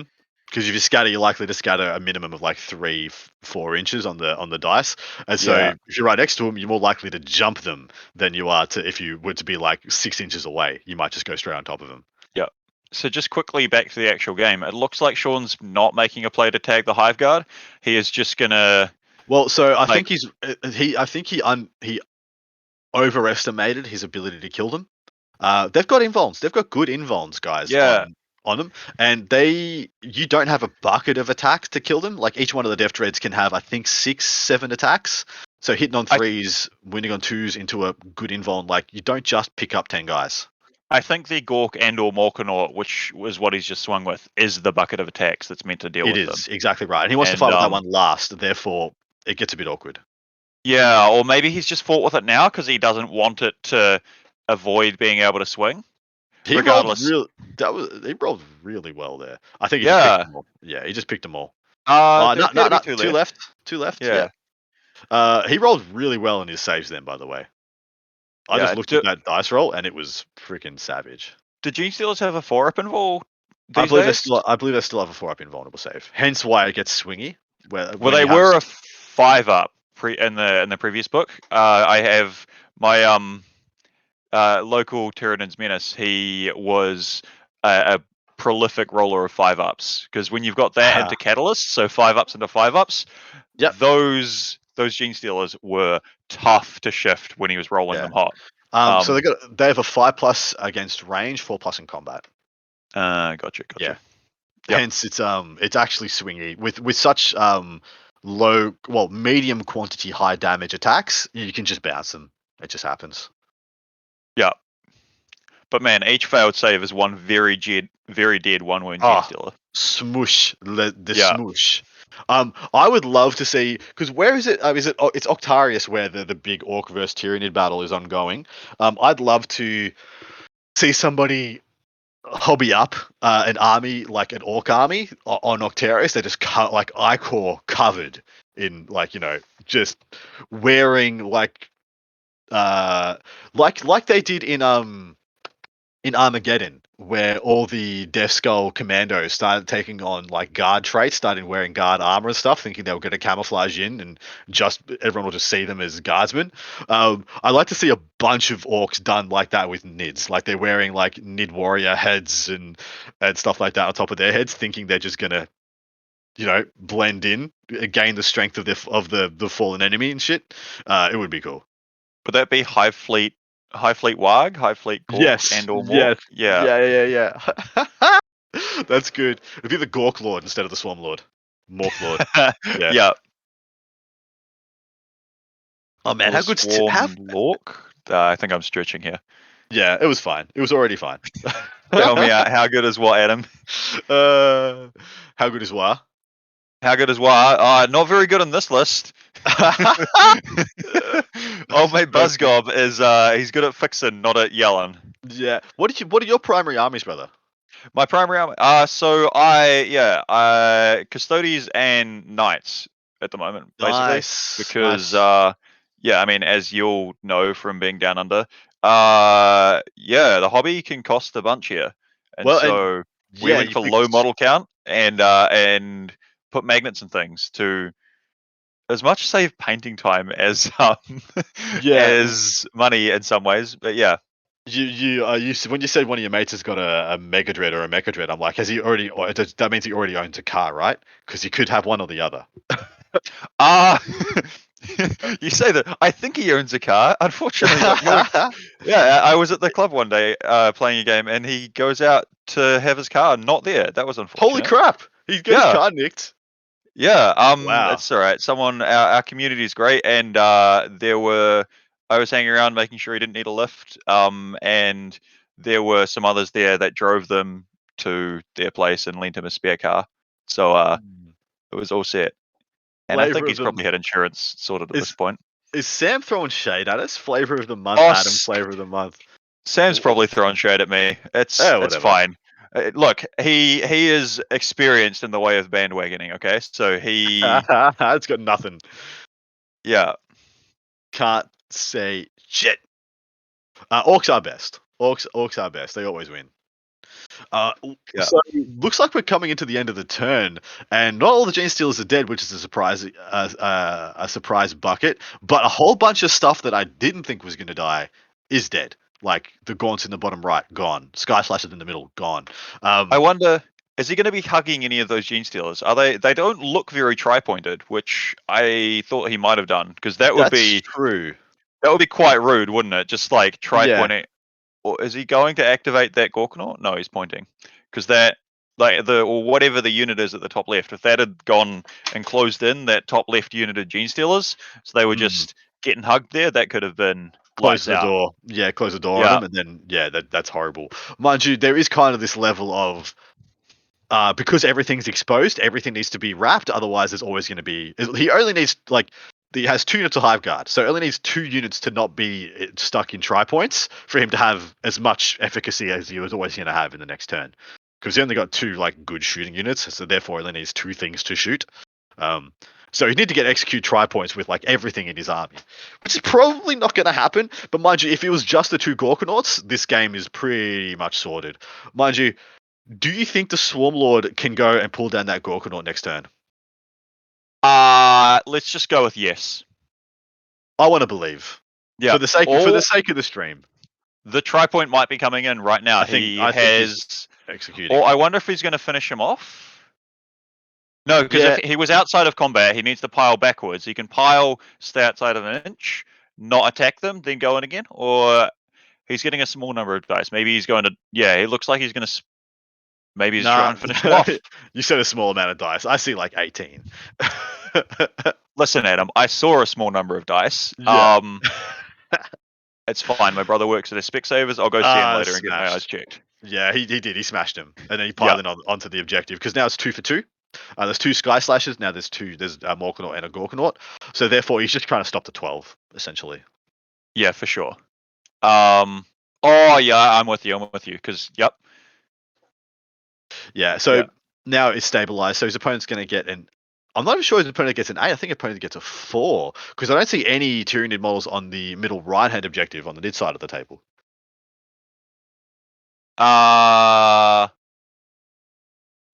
Yes, yeah.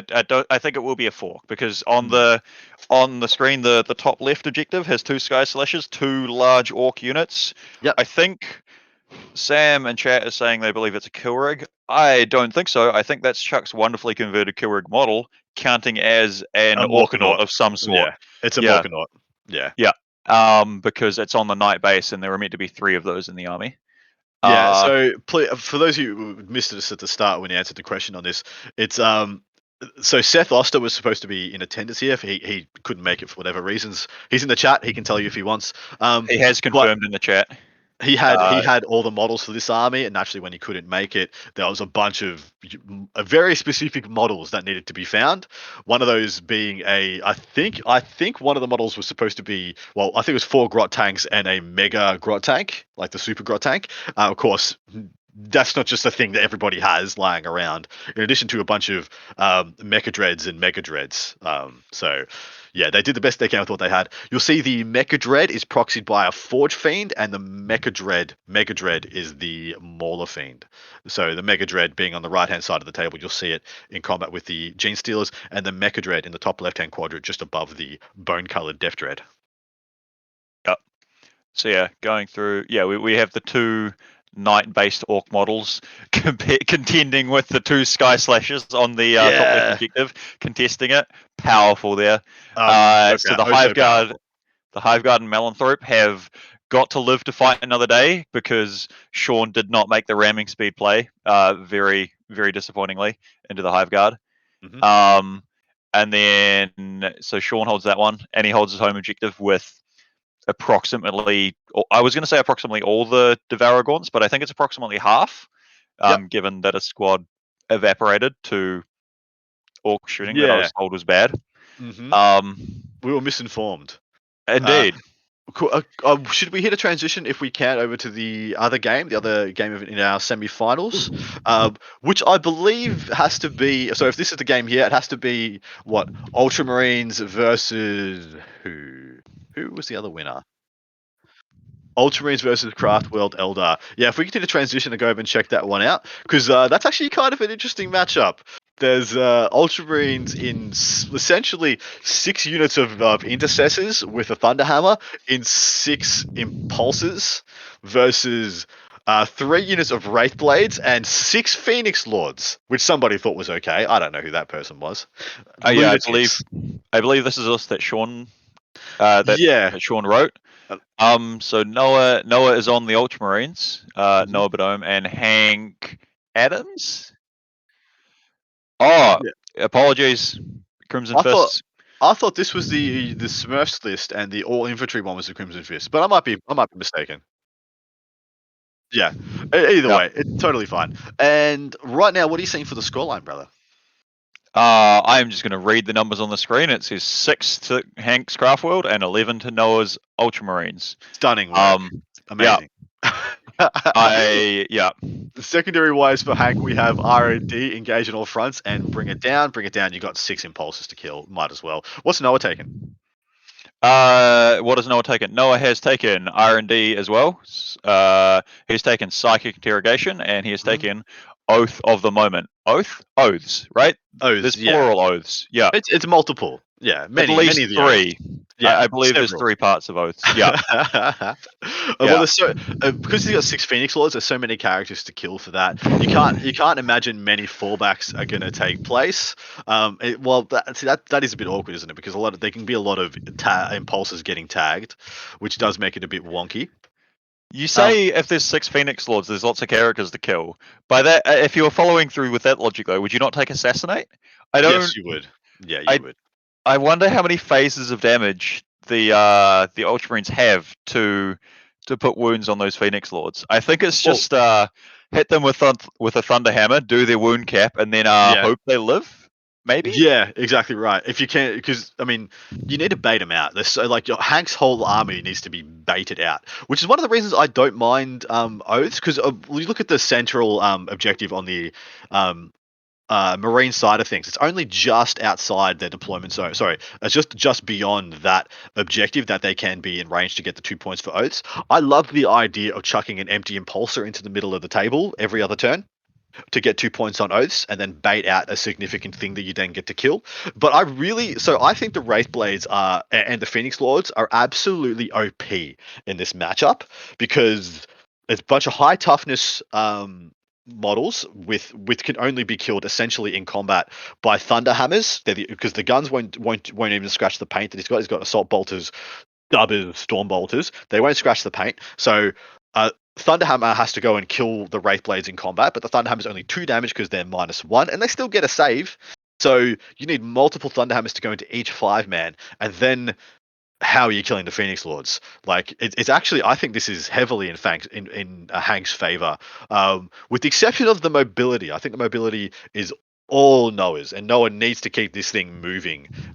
Which is why I find R&D to be a good pick, because you can move an impulsor, you can get the unit out, you can and then just auto do R&D. So that should be pretty much just be a 12 in the bag for him, shouldn't it? Yeah, I have a counterpoint to your love to see impulses and wraiths don't have mobility thing there, because Hank has just moved some wraith blades forward from the center of the table, which, if I had to pick, I would say they charged, and there may have been an impulsor there, and there is definitely no longer an impulsor in the middle. I think they crumped an impulsor in the middle, and closing in fast on Well, Noah's territory.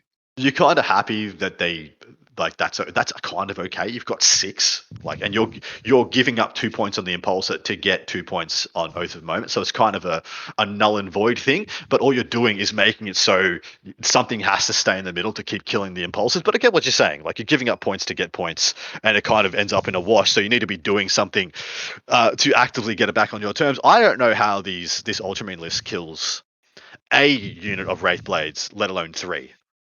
I think the answer might be it doesn't, because Yeah. there are 10 of them right on his doorstep. There are 5 tucked into the L on his home So objective there, can you to the left. could And we then could we extrapolate this round as being a tale of 2 skews, possibly? We have the fully mechanized Orc skew with high toughness across the board, just steamrolling kind of a super outdated Tyranids build, and then we have a god awful Ultramarines build getting kind of bodied right now by high toughness wound gated infantry. yeah, it could be, or to use the term that at least some of the best in tabletop crowd and associated patrons are a fan of. It might be a tale of the Ungers and the Bungers, because these wraith blades are Unger bungering it forward. I would They say are. Sean was doing the same with his what was it, the can collection? Let's go with that. And Death Dread Dance Party.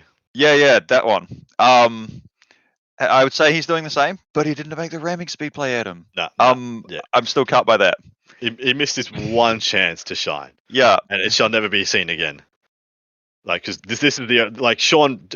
He's not a guy who gets many opportunities at these top tables. So he pretty no, much he's not used to being there at all. he pretty much just ruined his one chance to stand out and shine, and that he's gonna have to live with that. Yeah, I hear he's lost to some absolute buffoon that loves to run and hit people with like Blood Angels and Chaos Knights, and and Drukari. Referring to, of course, Anthony Vanella.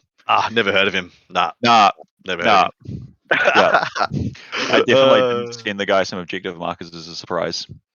Which objective markers? I made some. He's got a favorite emote of like a screaming tennis ball thing. He uses it in everything, doesn't he? It's to let you know. I sent a set of markers to. That's cute. Yeah, it was meant to. We had a cunning plan to have someone else who wasn't able to make Charity Hammer to try and like swap them out on stream. Was the ultimate goal. Like, as he's playing a game, distract him and then swap them out. I love that idea. Yeah, it fell through. So Hank's smashing him as far as I can see. We've got 3. Yeah. It's turn 2, and I think half the Ultramarines are dead. Well, at least half the impulsors are dead. Yep. At a minimum. One of them has disappeared while we're talking. It was on the right somewhere. It's no longer on the right somewhere. Who thought this was better than all the single units of Aspect Warriors, of which arguably only like 2 are top table worthy? That being the Super Orks. Is this not a single Aspect Warriors? Do they change it? So they thought that was too powerful, and they subbed that out for 3 units of Wraith Blades instead. The lunatics. The abject lunatics. So it just goes to show, when you actually try and make lists bad, it's very hard to get them balanced between them. Just the same as it's very hard to make lists the same at the top. It's like the extremes of the meta on both ends result in skewed matchups, it seems. Yeah. Were there no Ranger models around, or only Ranger models around? Was that? I have no idea. Stream help? The guy in the mirror was giving us some info. I didn't quite catch it. The But machine spirit was speaking to us. it was. So Sean has been building and painting orcs since the pandemic started roaring. So he's probably just read the. So he's probably read the book. Just saying. Yeah, whatever. Adam is so experienced. He reads Twitch chat and is just dismissed out of hand. Sorry, Quinn. Disregarded. Yeah, it's fine. He still didn't do the play. Like he knew that means that's even more of a damning comment. That means he knew enough to make the right decision and didn't make it. We should be more disappointed now. Yeah. Well, okay, we're about to lose another impulsor as well. This is looking horrible for Noah. Where does he get points from here? I mean, he's still got at least 2 units in impulsor that he can sling to get some R&D points. Psychic interrogation is almost certainly going to be another 3. But Oath at moment is well cooked. I mean, a couple of characters you can pick it up, but the chances of it getting anywhere near the 15 is probably gone. Look, I hear if you're tabled, you can't fail a morale check and you can't fall back, so you're guaranteed some points on Oath at moments. I think that's how that works, Adam. Yeah. So it's actually just like a brilliant play by Noah. If he gets himself tabled, he's got no temptation to fall back or fail a morale check. He will score his 5 points for oaths. I don't think that's a strategy, but he's just sitting back there, cracked his knuckles, and you're like, yeah, it's all coming together. I was talking to him at 2 a.m. my time or something last night because I joined a voice call and people were waiting for the data slate. And yeah, he said, I hope I commentate some of his games. Nice. And call him out. So yeah, Noah is a fantastic guy. He calling him out. You are not calling him out right now. Okay, well I'll call him out a little bit because he was so good. He decided. I'll tell you how he gets points. He just accidentally gives himself slightly too many command points. Was his play for the open? I think he needed to have double patrol, but instead had a battalion with 2 commanders in it for Tau. And Goonhammer pointed it out. Yeah, no. So he was saying the funny thing is he finished every game with CP because he was gaining with an ethereal and playing KG. So it did not matter. But the guy was still a champ. He the TOs let him know after Goonhammer noticed it. He, I believe, forfeited his points or prizes or some such. He did some appropriate and wonderful gesture.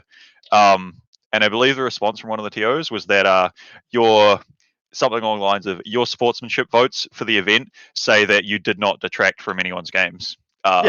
So yeah, really, really great guy. Lovely. I've had some good chats with Noah. Awesome, dude. For those wondering what the hell we are doing, this is Charity Hammer. This is the 4th Charity Hammer that has taken place, and it is an extravaganza of 40k brilliance brought to you by some of the best players in the world and the best in tabletop team, most notably Colin Sherman, the primogenitor of aforementioned group. And we are here to raise money for Child's Play, a very wonderful charity that primarily assists in providing gaming aids and entertainment needs for children whilst they undergo medical care, but also does the same into family violence shelters and domestic violence shelters. So absolute phenomenal charity of which every single cent that you donate will be donated. Not one penny will go elsewhere. And should you donate $30 or increments of $30, for every increment of $30, you will get a raffle ticket into the prize pool for a bunch of phenomenal prizes. And we had a Beast Snagger box given away, which I think is worth a couple $100, easily a couple $100 in our dollary dues, yours and mine. Oh, mate. Yeah. And that just got given away to a gentleman who bought a ticket. We are going to be having a $1,200 gift voucher to Hammerhead Games. In addition, Sean Nayden, the gentleman who you see piloting the magnificent mech wall, the dance party, is going to be paying an army for somebody, like a fully commissioned painted army of, I mean, I don't know how much it costs you to get a commissioned army painted, mate, but it is multiple thousands of dollars usually for a decent sized army. Look, I don't ask questions I don't want to know the answer to. So also, yeah. Should we go take a look at that game as well? We should indeed, because I am of the unfortunate opinion that 15 Wraith Blades just made combat, and this is actually just over. I think we might come back later and see a distinct lack of impulses. Wouldn't be surprised if we come back to see a final score, and that's about it. Okay, what are you seeing here, Brad? What's your first impressions upon our return? Yeah. There's Sky Slashers, stealing objective from Death Dreads. The sort of right middle orc objective. And there is some bug on the left. Is that Swarmlord? It is Swarmlord. It'd have to right? be Swarmlord. Yeah. Yeah, he's backed up, butt hugging a Morkanaut, Gorkanaut, one of the Gorkanaut, two. yeah. Gorkanaut. All right, yeah. They're back to back. just Um, just having a good little scratch. Is itchy, like a bear. Yeah. But yeah, on the bottom right, the unit of Devil Gaunts, the 30-man, has strung out to contest the right-hand objective in their side of the table. That was pretty They much have- just a... I Sorry? was going to say they have Obsec Adam. They are not contesting that objective. They are controlling that objective. Well, you can't control two objectives with the same unit. Yeah, you can't contest No, two. you can. You can hold. It's model by model. You can. Okay. So one model can only hold one objective. That's right. But a yeah. unit can hold multiple. I know this because I can't do it with my knights, but I can do it with my custodes. There you You go. got to have two. Yep. And so yeah, he's doing that in order to just stop Sean from getting what would be an 8, I believe, otherwise. But the sky slashes have gone up as well, so that job was already being done. As it sat, he's trying to give him a donut, I believe. Yeah, he'll get a 0. Sean will get a legitimate 0 Oh yeah. in his turn. Yep. So yeah, good play. I think it has to be done. You have to flip the script and put some pressure back on his opponent. So at least some portion of his army has to stay and clear the objective, rather than the whole can wall, the dance party, just going straight down the jugular. Yeah. Let's see if Nayden can rein the orcs in and tell them, no, hit the lads further away. Some of you stay and get these ones. Yeah, spot on. I think he'll be a good enough general to manage that. Yeah, he needs to kill some stuff though. He needs to reduce Sean's body count. Like, he's still got every single thing he started the game reduce it by at least 1. At least then you can have like a slight moral victory. Because yeah, I mean, you go the whole game and don't kill a damn thing. Yeah. Wow. It's rough. It is in fact a time. Yeah. Yeah, but we'll see. Look, he's handing out a big fat donut, 0 for primary at least. So that is, head can be held high. Well, so that, because he's doing this the way he's doing it, that means there is something on the home objective for Sean, which I've got to assume is Buzzgob. Yeah, that's the only real model that's unaccounted for. I think it's on the lava, which is covering some of the objective. I assume the intent there would be to say he's towing the objective. Yeah. It's Looks like we're going into the bottom of turn 2. I've just seen a fallback from the Morkanaut from the Swarmlord, just getting the hell out of there. There's not much that good that is going to occur there. He actually needs to shoot the Swarmlord in order to kill him, because in combat, doesn't he still have a 3+ invuln? Probably. I'm pretty sure he ignores the first failed save in combat. Yep. He might not be a 3+ invul. I could try and find rules. I've got it literally right here, mate. The content review podcast, man, has the content ready. It's just 4+ invulnerable save. Okay. And yeah, the first instance, you're absolutely right. First instance, once per turn, the first time a saving throw made against a melee attack is failed, reduce the damage characteristic to 0. So yeah, we'll 0 out the first of those really generally high quality attacks. But honestly, does the Swarmlord even need to die? Like, you'd probably be happy to just let him stay there, to be honest, as long as you just clear the Sky Slashes. Just T-pose around them with three big mechs and control that objective anyway, right? Yeah, that's what I thought. You can just have that objective contested and just go for the rest.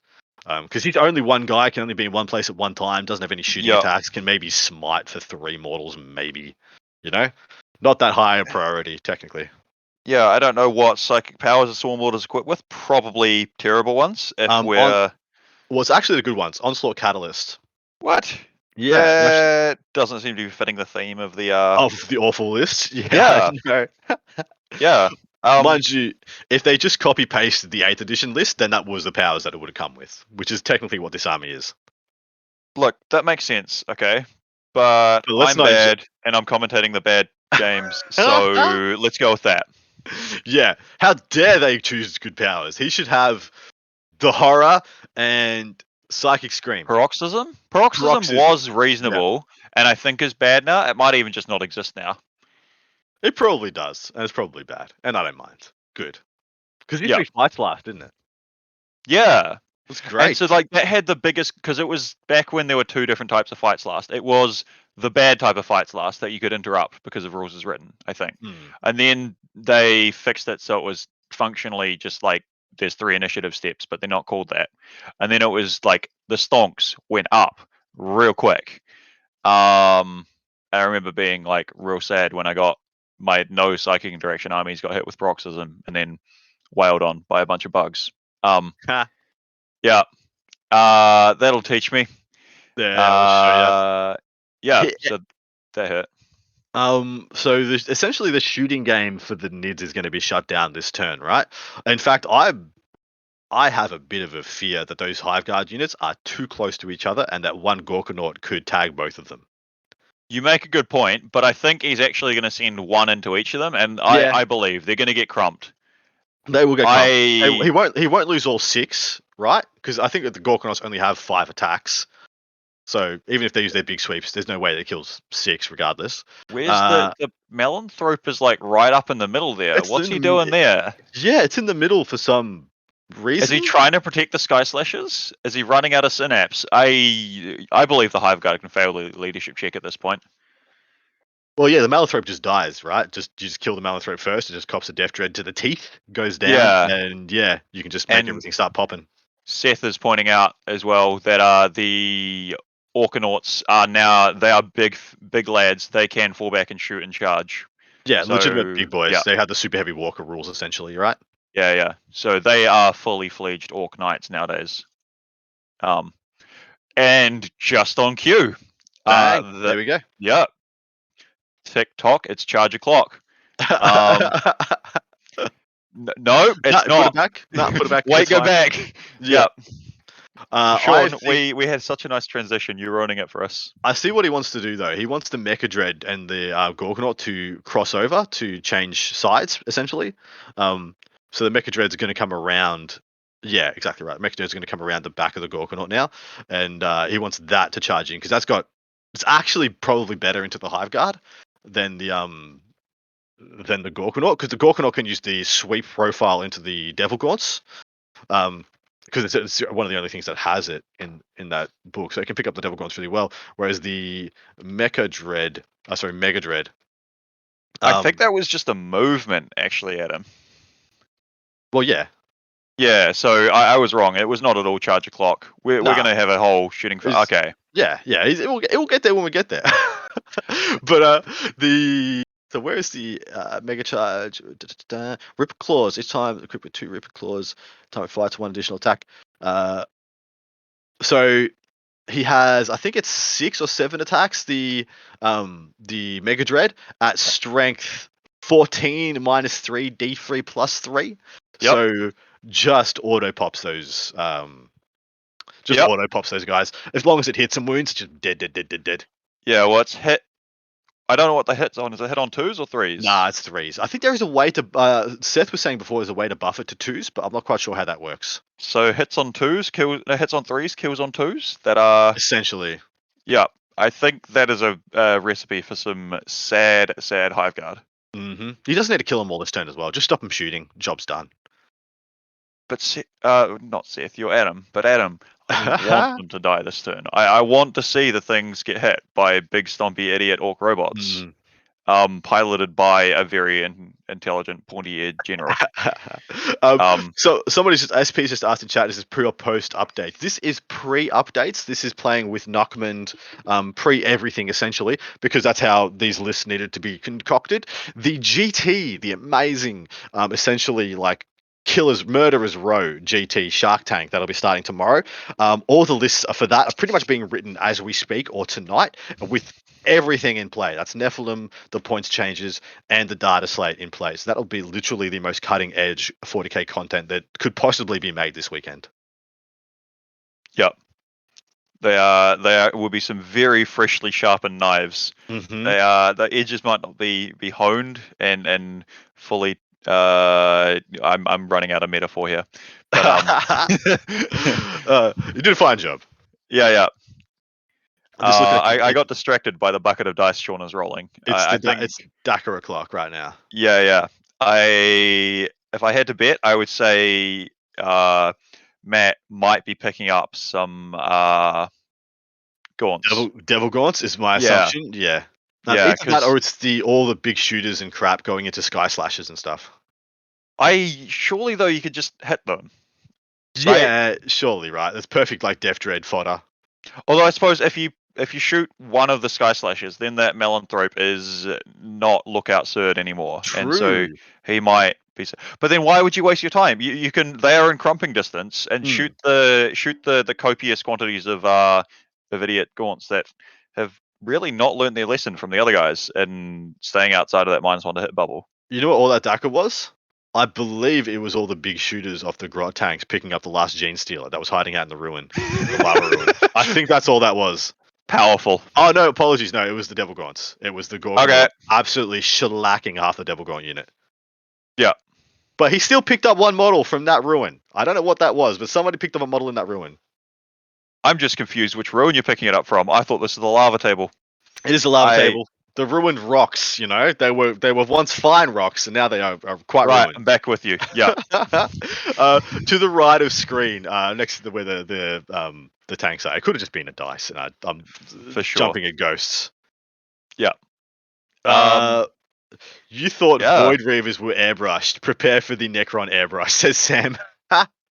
No, see, Yeah. if people want to run like the tanks on them, man, they're gonna have some time assembling those. They're pain in the balls.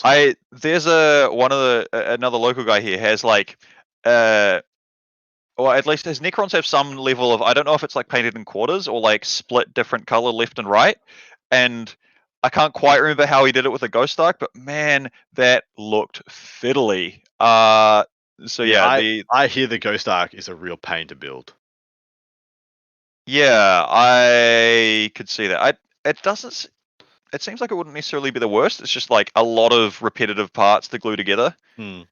I've seen one from a friend. He's a great gamer. He's not necessarily the strongest of hobbyists, and he has a slightly crooked Ghost Arc that I think he set it down sideways to dry, and the back cab sort of ended up at an angle. So it takes a bit of building. Man, Sean is rolling a lot of dice there. That is even more of them Devil Gaunts getting picked up. Yeah, they look pretty slaughtered from what I can see. I don't expect there to be very many bugs left alive. I wonder as well if there actually was a CP count of the dice you're talking about, because Yeah, it's I think down so. to 3 and Swarm Lord's just chilling over there. Yeah, with no dice on him. I would have been incredulous if he had enough shooting to kill 30 Devil Gaunts, a unit of Sky Slashes. What else was he killing? And a Swarm Lord. Gaunts. They believe, like Adam. The Orks believed. I believe I have more dice, and then he had more dice. Also, Big Mech Buzzgob or Buzzjaw. I'm just gonna say like weird orky sounding words and assume it's the dude. He is on the march with his Orkanaut. I'm just gonna say Orkanaut, and I've got my bases covered. And he's left the I can't believe it's not a Forge Fiend on the home objective to earn that CP. Yeah. But that's the Mecha Dread, as in the one with a mech inside it, whereas the Mega Dread has a knob inside it. Of course. Sherman Messer says I'd use my legs and 8 fingers to put my Ghost Arc together. I can just imagine trying to monkey that thing into an appropriate configuration. KR Quinn has said, I wonder if the big War of the Worlds thing being cool will help. Never see them. The Doomstalkers? Unfortunately, no. The same issue with the DDAs. It wasn't core that was keeping them off the tables. It was the fact that their profiles just aren't good enough. When you have D6s at the start and end of a profile, it cannot be good. And I am dead set convinced of that. You could have a strength 16 -5 on the rend and the strength, and still the fact that it has D6 shots and D6 damage would mean it's too inconsistent to like warrant the investment. I think they might actually have that strength, and I think they actually are -5. It might be strength 10. I, Yeah. much to my sadness, have a Necron book, which I am wandering over to go check. I have the Necron book as well somewhere. Don't know where. I haven't Content cracked review it in man some strikes time. again. Yeah, but boom, yeah. Ooh, more Yeah. than you. Yeah. Yeah. I actually like at the start when I first started my show, I bought all the books. And now I've learned I cannot. That is a cannot afford painful to do quantity that. of dollary dues. It is. It's $83 in Australia for every one of them, and more. Like, yeah. Yeah. How much is the Dex over there? Square 100, flat 100? Yeah, or like 99. So the I've got a really good rule to convert from US dollar price to New Zealand dollar price for GDub, and you multiply it by 2. And that will Okay. account for GDub conversion and currency conversion. Wow. I try not to think about it because it makes me sad, but it's fine. Mm-hmm. The Doomsday Arc is in fact -5, but it is only strength 10. On its high power Disappoint. profile, which you Disappoint. can't shoot if it moves. If it moves, yeah.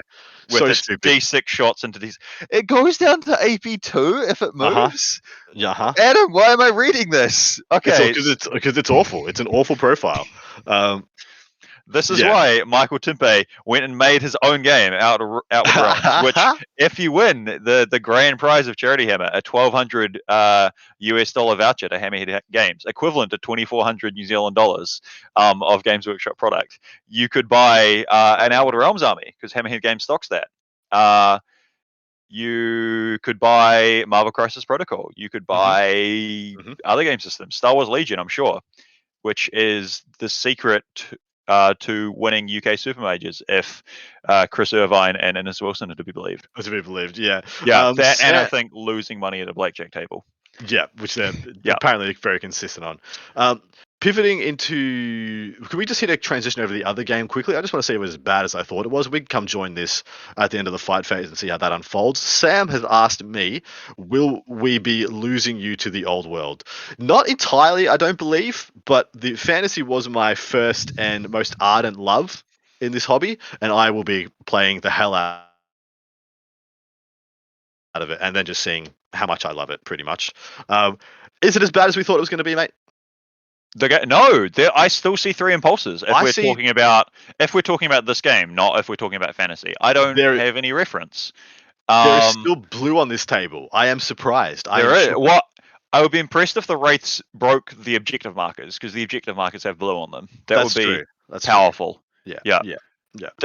They could be Hunters of Ancient Relics. I don't know if that's still a craft world option, but the only custom craft world option is Hail of Doom.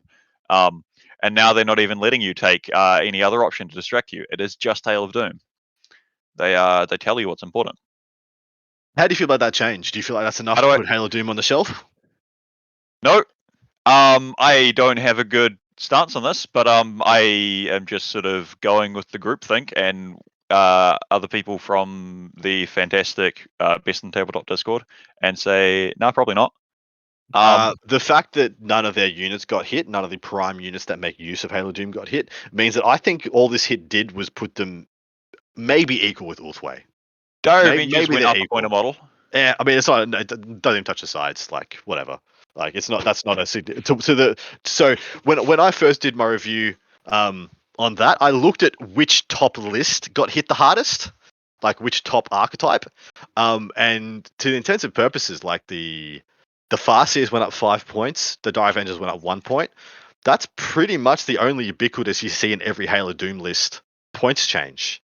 Whereas they increased.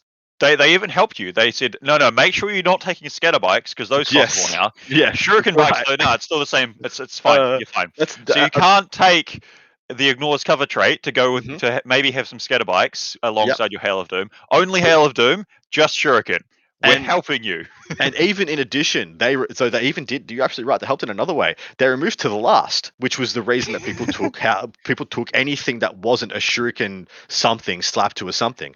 So there's no reason to take the big swooping hawks anymore, because they don't do anything into Armor Contempt land. They don't threaten anything anymore. So they go out and just more bikes come in. So it's 3 units of like 7 to 9 bikes and 30 Dire Avengers. There's no need to go anywhere else. Yeah. So there's no to the last. There's no temptation for Eldar players to be all tricksy and safe. They they can take notes from their green pointy-eared brethren and cowabunga it is. Yeah. Go full violence. Entirely min-max the crap out of it now. Yep. Yeah. Every Eldar life is sacred, which means every non-Eldar life isn't sacred. So they will cut you down in a hail of doom. Yeah, once per game fire and fade is going to be rough for them, and the no auto battle focus. I think that is going to mean that they just kind of have to play a different play style, or they just they actually have to play a trading game. But now they can have enough units to play a trading game. Like they'll have 6 premium trading units. And turn 1 they don't trade, because turn 1 they just use fire and fade that turn, and be like, okay, we're going to start the trading war by not trading, and we'll start trading on turn 2 after we've removed 1 or 2 of your pieces. Counterpoint, Adam. You Yep. only need a fire and fade once if you table your opponent after your second shooting phase. Yeah, it's true. It's totally right, isn't it? Yeah. Like, don't need to don't need to be behind the ruin when they can't kill you. They got no guns Yeah. left. Never heard Look, of you. I haven't done too much commentary, but I've learned that you just need to be really confident in your bad takes, and people will believe it, and it's fine, right? Is that how it It's true. works? It's pretty true. Yeah. It's pretty true. You just got to double down, triple down. Don't broke any hearsay, and just be like, nah, don't want to talk Look, about. I am the Dismiss most you. down under commentator that's going to come on here, I think. So I am well down. Well done. Yeah. Is that because you live in the south of New Zealand? Yeah, man. Yeah. How south are we talking? Halfway down, Christchurch. Halfway down? Yeah. Is Yeah. that lower than Victoria, Melbourne?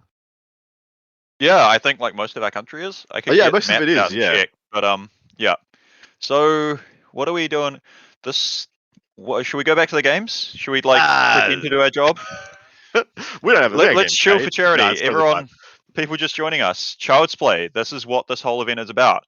Charity Hammer. This is the first day of 4 days. There are like 70 to 80 hours of streaming, something like that. Mhm. I'm going to confidently say an approximately accurate number. When it's all And, said and done, it's going to be approaching 80 hours. Yeah, and that is consecutive, and there are 4 streams, I believe. You have us wonderful couple of idiots from Down Under talking like we know what we're doing, and shilling. But if you want to hear the players, I believe there are streams where players are mic'd up. And yeah, you can donate to Child's Play. There should be links, hopefully, in descriptions. Yeah. And every $30 you donate to Child's Play, all of which will go there to Child's Play, you get a ticket into the prize draw. So there is a raffle giving away prizes at intervals determined by when there are breaks in games, when Colin feels like it, probably some other actual scheduled times, and you can win a whole bunch of amazing prizes. And yeah, everything goes to Child's Play. They do provide toys and games and entertainment such for children in hospitals, because we like sick kids, but we don't like kids being sick or bored at hospitals. Correct. Yeah. Have I missed anything, Adam? No, you've done a great job. Yeah. And they also provide some involvement in domestic abuse shelters and helping with that. Yes. And Absolutely are international in North America, Australia, I think the UK, and various other places. So yeah. It's a great Please cause. donate. Support is an amazing cause. We are, as an absolute privilege and honor to be able to have a community that can do this kind of stuff. It really shows a lot of growth and maturity happening in our nerd scenes here, there, and everywhere, that we can be such a force of good. And please be involved if you can. If not, please boost the signal of this stream. Like, share, send it to your mates, post it on your social medias. Let's get as many eyes on this wonderful cause as we can, and on these phenomenal 80 hours of content that you guys are receiving, just because we want to do something nice and give you guys a reason to throw some dollars our way. But yeah, tomorrow, especially tomorrow, will be like cutting edge, new meta, new world stuff. We talked about the old world. This is new world, whole new world of 40k is coming down the pipe for us. Yeah, let's all band together and see if we can donate collectively, everyone else, more than Matthew Nurgle does solo to charity. You mean the white whale? Yeah, Matthew is he Nurgle, yeah. single-handedly supporting your content creation dreams, Adam? Yeah. Well, In hype, yes. I don't need the dollars in order to do what I do. The dollars certainly mean that I can keep going and I don't burn out at some stage financially. But yeah, I do what I do because I love it. I'm sure you guys are the same over on Down Under and the rest.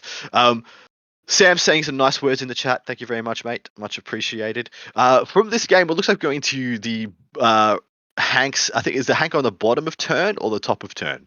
Hank might be the top of turn 3 because I think he's got 2 turns of scoring to Noah's 1 turn of scoring on primary. Yeah, I'm gonna go see if I can. There are engage and bring it down point. Okay, so I'm gonna try reverse engineer the secondaries and work it out. Yeah, 100%. I think Hank's got the top of turn here. Especially with his board state and how he's been able to apply pressure on the ultras. Like, he's so deep into the opponent's deployment zone. Like, you can't just do that going second in 2 turns, really. Yeah, it looks like Hank's probably had 2 turns of secondary scoring, 6 for bring it down, 5 total for engage, and 1 tick of R&D, I would guess. Yep, I'd guess as well. And then Noah, I'm assuming he would have cast his Interrogation twice. his interrogation. Yeah, probably and at least. scored an oath of moment and not R&D. Yeah. This might be top of 2. Let's go for that guess. And he's got one tick of primary and 2 ticks of primary for Hank. It says Hank's round 3 on the top of screen, so it's definitely turn 3. I was just trying to figure out if we're at the top or the bottom of turn 3. I believe we're at the top of turn 3. Yeah, let's go with that. Yeah, because we're primary scoring. Yeah, so he's had 2 ticks of primary and 2 ticks of secondary scoring, which means he is in his turn 3. Yeah, absolutely. Must be Hank's top of turn 3. And man, are there any dead Wraith Blades? Like, I see 15 or damn near 15, maybe only 1 or 2 dead, which is just no bueno. Just absolutely rough as guts. Can you auto-explode impulses? No, you can't. You should be able to. Well, like Raven Guard or someone like them should be able to. Yeah. There's so many armies are getting that like sabotagey effect that I feel like it's just Marines should get it. Yeah, it feels good that Knights get an auto explode now rather than like. Oh my lord! I hope this 4-up works. Yeah, paying CP for a 4-up is just never a place I want to be.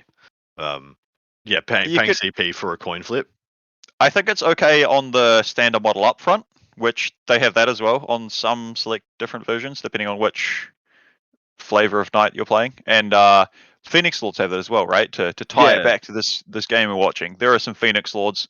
They are places on this table, right? Do you know which places? Most of them. I know. I can see Baharoth on the middle left. I do not see Baharoth. I thought I did. I thought I saw some wings on the middle left-hand objective, but that's actually just the design of the objective. Is it Jane's R, maybe? It looks like it might be here. Yes, standing next to the Impulsor. Yeah.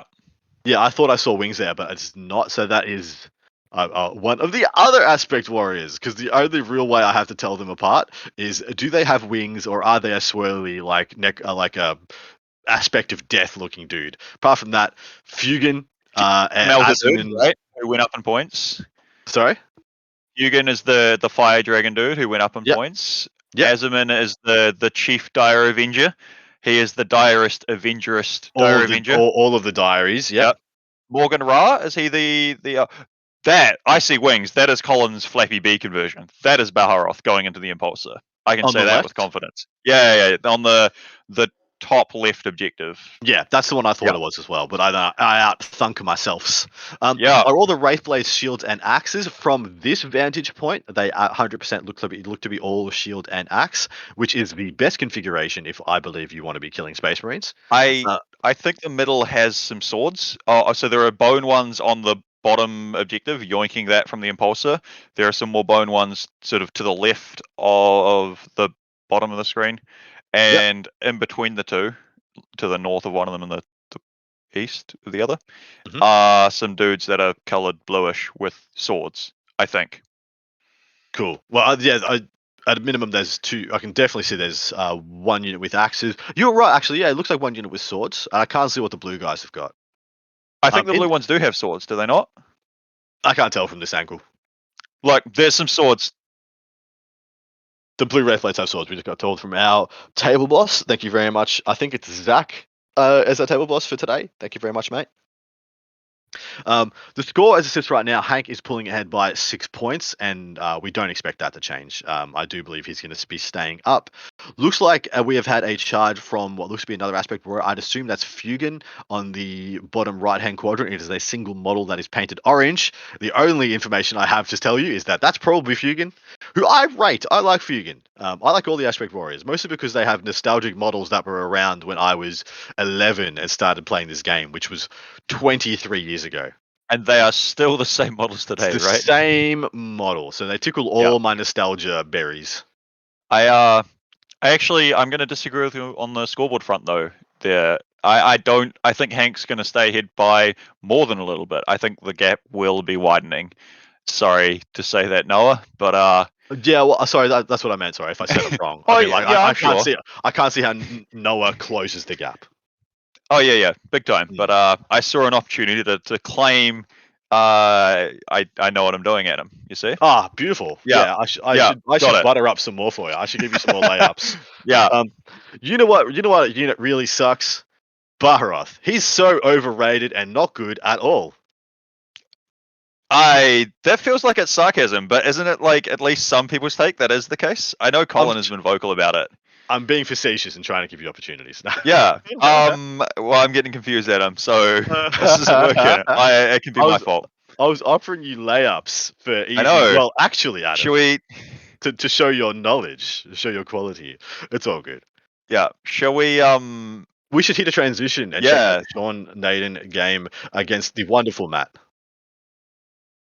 Oh, there's Oof. nothing happening. Okay, Yeah, we're going over. Well, there's very little happening here. This feels like it's almost into mop-up territory for Hank. Mind you, Noah can still score a bunch of points, but like I said, I don't see him closing the gap or getting supremacy on the table anytime soon, yeah? Yeah, these games feel a bit similar in that it's at least in this one it's interesting and different because I think Sean went second this one and I think Hank went first in the other. So Yeah. that is a thing. Yep. Mm.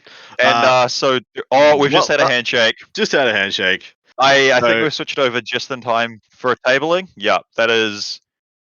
Oof. All right. Fat man scoop.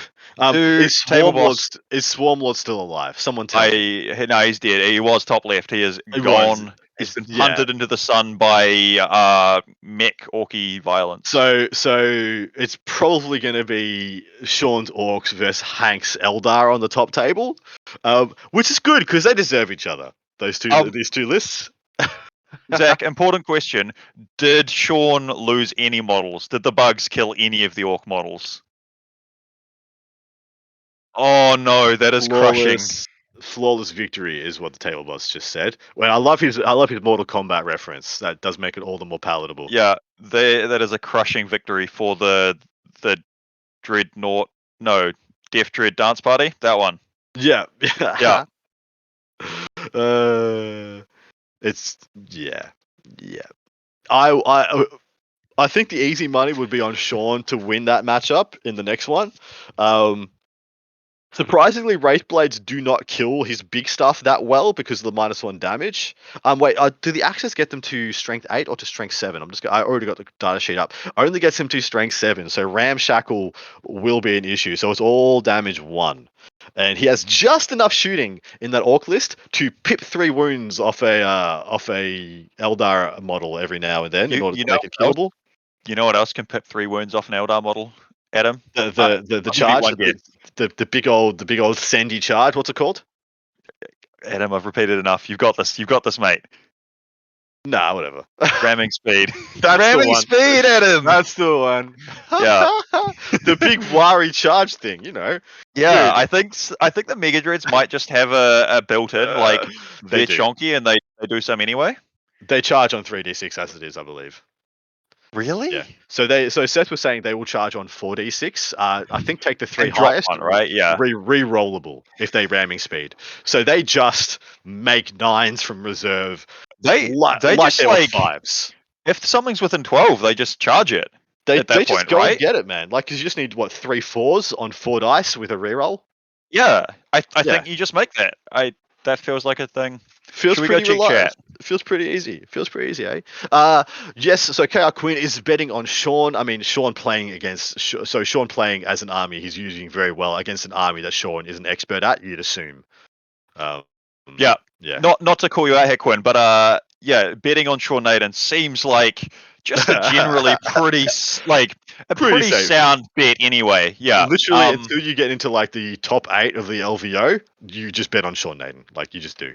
And then it becomes an argument. Until what, the most recent LVO, Sean always got into the top 8 of LVO, right? Like it's just it is a pretty sound bet. It absolutely is. We've had a lot of other Mortal Kombat references where we had a brutality and a finish him. Can we get a toasty? Can we get a nice toasty? You might be too young for that, to be honest. I'm sorry, I can't back you up on this one, Adam. I am not that up there with the Mortal Kombat. I know. Oh man. I know that. Yeah, I know finish him and the some of the brutal the finishing moves. Scorpion yoinks people over, right? Am I getting this right? Yeah. Get over here. Yeah. Etc. No, I got this. But So I do not know the toasty. We've had another impulsor removed, the one that Baharoth was investing upon. It looks like we're just seeing Wraithblades grind into some characters and intercessors on the middle left objective for the Ultramarines. So the toasty thing, by the way, is one of the. So for whatever reason, there were just in one of the Mortal Kombat games when you would uppercut your opponent, and sometimes when you uppercut them, they would fly through the ceiling and land on the next level of the stage. And then one of the creators' cartoon face would pop up on the screen in the bottom right hand corner and would yell out toasty, and it's become ubiquitous with Mortal Kombat in a lot of ways, and it's just a very silly thing that I love very much. Yeah, I heard the creators were a bit evil in Mortal Kombat, where they had so they were like finishing moves if you hit a certain combo of like a secret button. And it would be like an extra brutal cutscene, and they had it in the arcade machines, and so they didn't tell anyone, and so some kid was button mashing in a game and got this really cool thing, and the creators gaslighted them. They said, "Nah, it's not a thing," and got everyone to try and put more money into their arcade machines. I think were the old Easter eggs. Those are some of the original gaming Easter eggs, the things like so they had the kidalities, the child fatalities, and the fatalities, which were ultra violent by those standards. Like you'd pull one off in your parents would be like, "Oh yeah, it's just a fighting game, a little bit of blood," and then you pull off one of the fatalities when Scorpion would rip your skin off and burn you alive and stuff like that, and your parents pull would just someone's spine out. Yeah, no more gamings for you. No more games for you. But they were so hard to execute.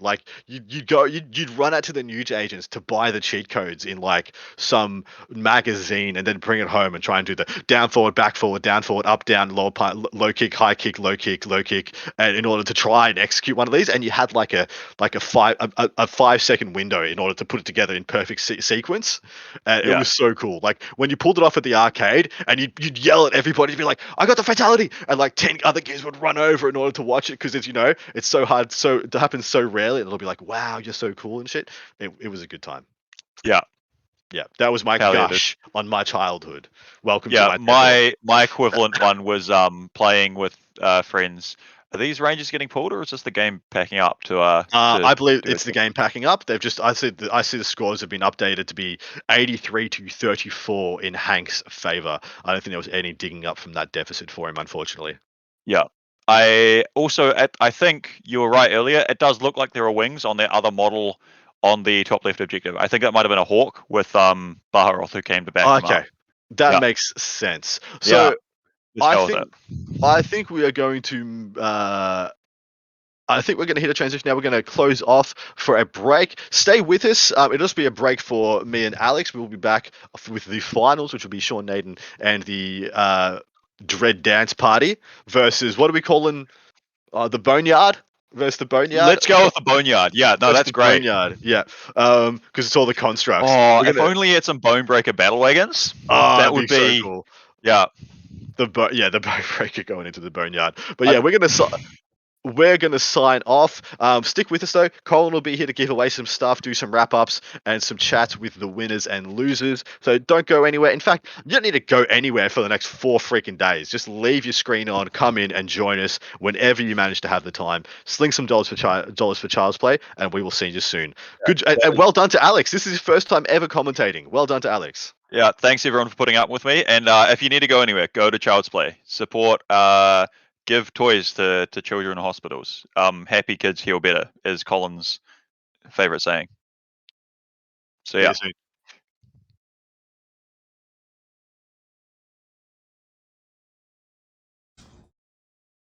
Hey, we're back, and we're back early. We are. There was some wreckage. Both games not close. Here's not. No, it appears that the Eldar just walked through their Space Marine opponents. Turns out T6 -1 damage is hard if you don't have good weapons. Yeah. Zach says T6 -1 damage is difficult to kill if you don't have good guns, and that makes sense to me. I think what we've learned is that bad units that are tough are better than bad units that don't kill anything. Yeah, I think that's true. Also, the Eldar book is just better than the Space Marine book. So, I don't like, want to be the one to say a bad list from both book may not be fair. Would you say then that a bad list from like a guard book would be the worst list? Yeah, I'm beginning to think we might have picked the Orc list incorrectly as the worst list. And then the Orcs walked through the Tyranids. I mean, yeah, same problem. -1 damage on everything. No solution for that. Well, that's all right. That Tyranid list doesn't really have multi-damage. So. I've got to roll damage 1 into Ramshackle. Yep. Yeah, that's not good. No, they're strength 6 now. That Ramshackle feels really bad when you're not strength 8 Hive Guard. That's actually, the Hive Guard actually deserve that more than almost any unit in the game. I don't know about you, but I killed so many Orcs with strength 8 Hive Guard. 1 unit of Hive Guard killed more Orcs than like 15 would have in that game. Oh yeah, oh yeah. The first game I played when we had the I'm rerolling everything and I'm rerolling damage and I'm exploding 6s and I'm shooting twice. When we had that on our Hive Guard, Chuck and I played a game and he had 9 Rucka Trucks and I overkilled 6. Like I should have, like we acknowledged, we rolled it a lot to see how many buggies I would have killed, and I should have split my fire more than I did beyond the 6 that I killed. Solid. Well, it came back around for the Hive Guard, unfortunately. Now is not their hour anymore. No, it's really not. So since we have an hour to kill, while we wait for the final of the bad RTT, which will be Orks into Eldar. Excellent. Sure. I thought it was on Sunday. No, it's like next. We're not done. Yeah, 58 minutes or no? Yeah, go on. Home with this. Yeah, 58 minutes for you guys to go get some food, do what you gotta do. Yeah. So, so the final's next, but Sean does get an hour break before he has to play because he wrecked his opponent so efficiently. I don't usually do that. Yeah, I bet. Are you kind of Mr. 3 hours normally, I would imagine? Yeah. So. This workout replays pretty fast. Your movement phases are probably not taking a lot of planning. No. Did you lose any models? I did not lose any models. No. How was game 1? Didn't lose any models game 1? Oh, game 1 I lost a bunch of. Oh, okay. Yeah. Not a bunch. 7? 3? I think it's gonna be 3. He's gonna No, tell I me it's lost 1. all 4 Grot tanks. Oh. 2 Shameful. Draft Dreads. 4 Grot tanks, 2 Death Dreads, And and a Gorge. Oh, that's- wow. that's a lot. Okay. Well, the Dark Reapers and Fire Dragons in the next game will be able to battle focus 6 for a CP and fire and fit as much as they want. Don't know if that'll help, but Yeah. it's a thing. And they'll have Oh, command points to do it. I think that even with my attempts whoever to, that stupid Phoenix Lord list should be shot. in order to, and even with my attempt to make Sean's list worse by taking a bunch of Aspect Warriors in and putting more Wraith Blades, even with that, I still think the Orcs are in some trouble here. I think Sean's just nodding off camera. I'm betting on Sean. You betting on I'm Sean? betting on Sean. I'll do it. So maybe secret is to you do should morals on the Sean, charge. maybe you should put him on a clock because your army plays so much faster than his. I do roll a lot of dice. Okay. So we have an hour. And then that's gonna happen, and at the same time that's gonna happen, we've got Zach and John Lennon playing. Yes. And Zach wants to work with Thousand Suns updated for the new meta. And you're gonna play Chaos Knights? I actually haven't decided yet. I wrote a Chaos Knight list and a Sisters of Battle list, and I was going to flip a coin in the next hour. But now, Why don't we let them decide? I think we will. I think we Okay. let them choose. So audience, tell us, do you want Zach to have to play Chaos Knights or Sisters with his mono Thousand Suns? Duplicity? It's only kind of mono. I got Knights, but yeah, it's Duplicity, 20 Terminators, and 3 Knights. Okay, 3 Well, if you've Hellbrutes. got Chaos Knights, let's throw Knights in the mix. I want to be clear, that's the list that I keep saying is great, and Chuck literally thought was not last weekend. So I'm really curious about this. Because Chuck knows more about Chaos than I do. But when you have to take to the last, sucks 'cause you get... Not to worry. Oh. Don't even worry about We that have one a anymore. different secondary for getting... Oh, Okay. I actually haven't read the new secondaries for Thousand Suns. No. Don't worry, Burn Empires is still flaming garbage. Someone tell us what the good secondary is for Thousand Suns so we can tell the people. So if you have a Psyker, If you have a there's Psyker. Wrath of Magnus, that was supposed to get worse, but actually got better if you know what you're doing. And then Mutate Landscape is the one you do on an objective to get 3 points. It's kind of like Strategic Scan, but from our book. Yeah, And that that's one's pretty good. Yeah. Wrath of Magnus, every turn, cast more of a category of psychic powers, so if you more maledictions, more Blessings, more warp blessings, fires. or more warp fires, you get a point for each of those categories. Oh. Which So if you is, go into somebody if who you know has- what you're doing, that's like here's 3 points a turn. Thanks. And Smite isn't a category, right? It is not a So it's All right, so non-space. they couldn't hear Chuck. So Yeah. what Chuck is saying is that for Wrath of Magnus, each turn you need to cast more of one particular kind. Warp Fire, Malediction, I think were the words you said. Yeah. A blessing. And so you need to cast more of that one, and so it's just 3 points a turn if you plan your powers well. Yeah, well, that's actually really good. You don't have to do damage anymore. You can hide. I'll take Yeah, I used to hide and like deny 2 turns of Wrath of Magnus by not giving them any like infantry to smite, and just like letting them smite a transport with a feel no pain and be like, it's alive. Someone make it clear to these people that they need to stop talking as they walk up behind them. Absolutely. Well, I'm sure the people walking up the driveway know that we're talking on stream right now. Yeah, I So, suspect that you they know. do. They probably know that. All right, so here's what we're going to do with the 45 minutes we have left. In a few minutes, we'll give something away. Ooh. Zach, pick 2 things from that table for me to give away. What are they? How about some Zangors? Oh, some Zangors for sure, because we're talking Thousand Suns. How about some Retributors? Okay. Oh, my favorites. You like Retributors?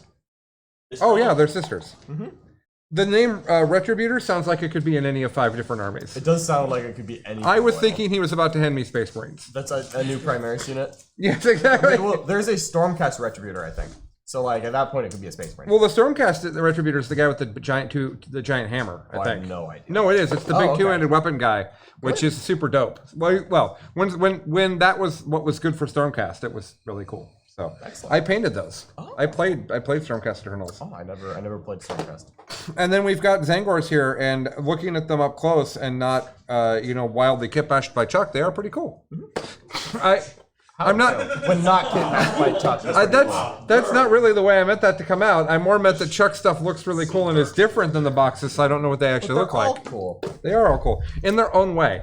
They're all cool in their own way. All right, here's what we're going to do for the next 45 minutes. We're going to talk about each faction, and we're going to talk about the points changes and the rules changes, but more what we think is going to happen. Whether that's going to be good, what they're going to struggle against. And we're going to let the audience pick where we start. Someone yell at a faction. Someone in the room. Space Wolves. Space Wolves. All right. Well, I think what is actually happening with Space Wolves is that they're no longer a successor chapter. Remember, I like to make jokes that you don't play Space Wolves, you play Codex Space because there's no wolves in it. Okay. And there's really no reason to take a lot of like the cheap wolf units because you don't need Stranglehold, you don't need Oath of Moment because now you need Core with all the secondary changes. But also a lot of the Space Wolf characters, the named characters got cheaper, and named characters went up into stock because they don't cost command points. And if you want a cool character, you're allowed 1, and then the rest of them need to have a fancy name. Right.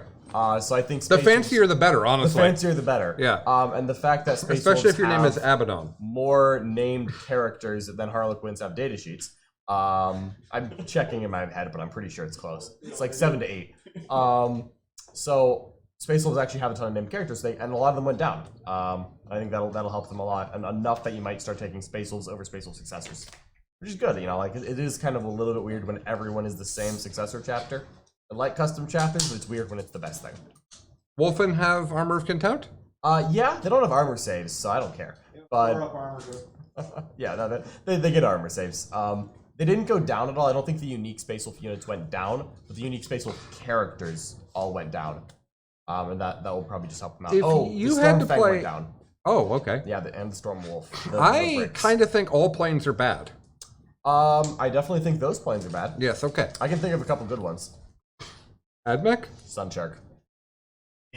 Sunshark, the Chow Sunshark is crazy good, and there's no reason they weren't already in lists. The only reason we weren't running them is because they were out of stock with our sponsor, but they're already in the mail, so it's coming. And they would have made the last. Did they go down? They did not go up, and that is the best thing a Tau player can ask for right now. Yeah, I think Noah said that his list went up. Is Noah in here? I think he 240 points. 240 points for Noah, but Oh. Danny was like 340. Yeah, I think Seth Oster may have got pushed 400. Oh. I think he may have cleared 400. He went up more than I did. and I I've went up never 350. had a list go up 400. That's a lot. Like I haven't either. Yeah.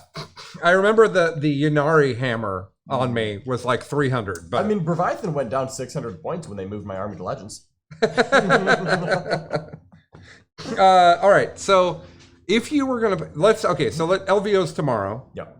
and you have to play Space Marines, but you can't play Blood Angels. Okay. Honestly, I think I would go ahead and do Death Watch, and I would try to do it very off meta, Army of Renown, cool.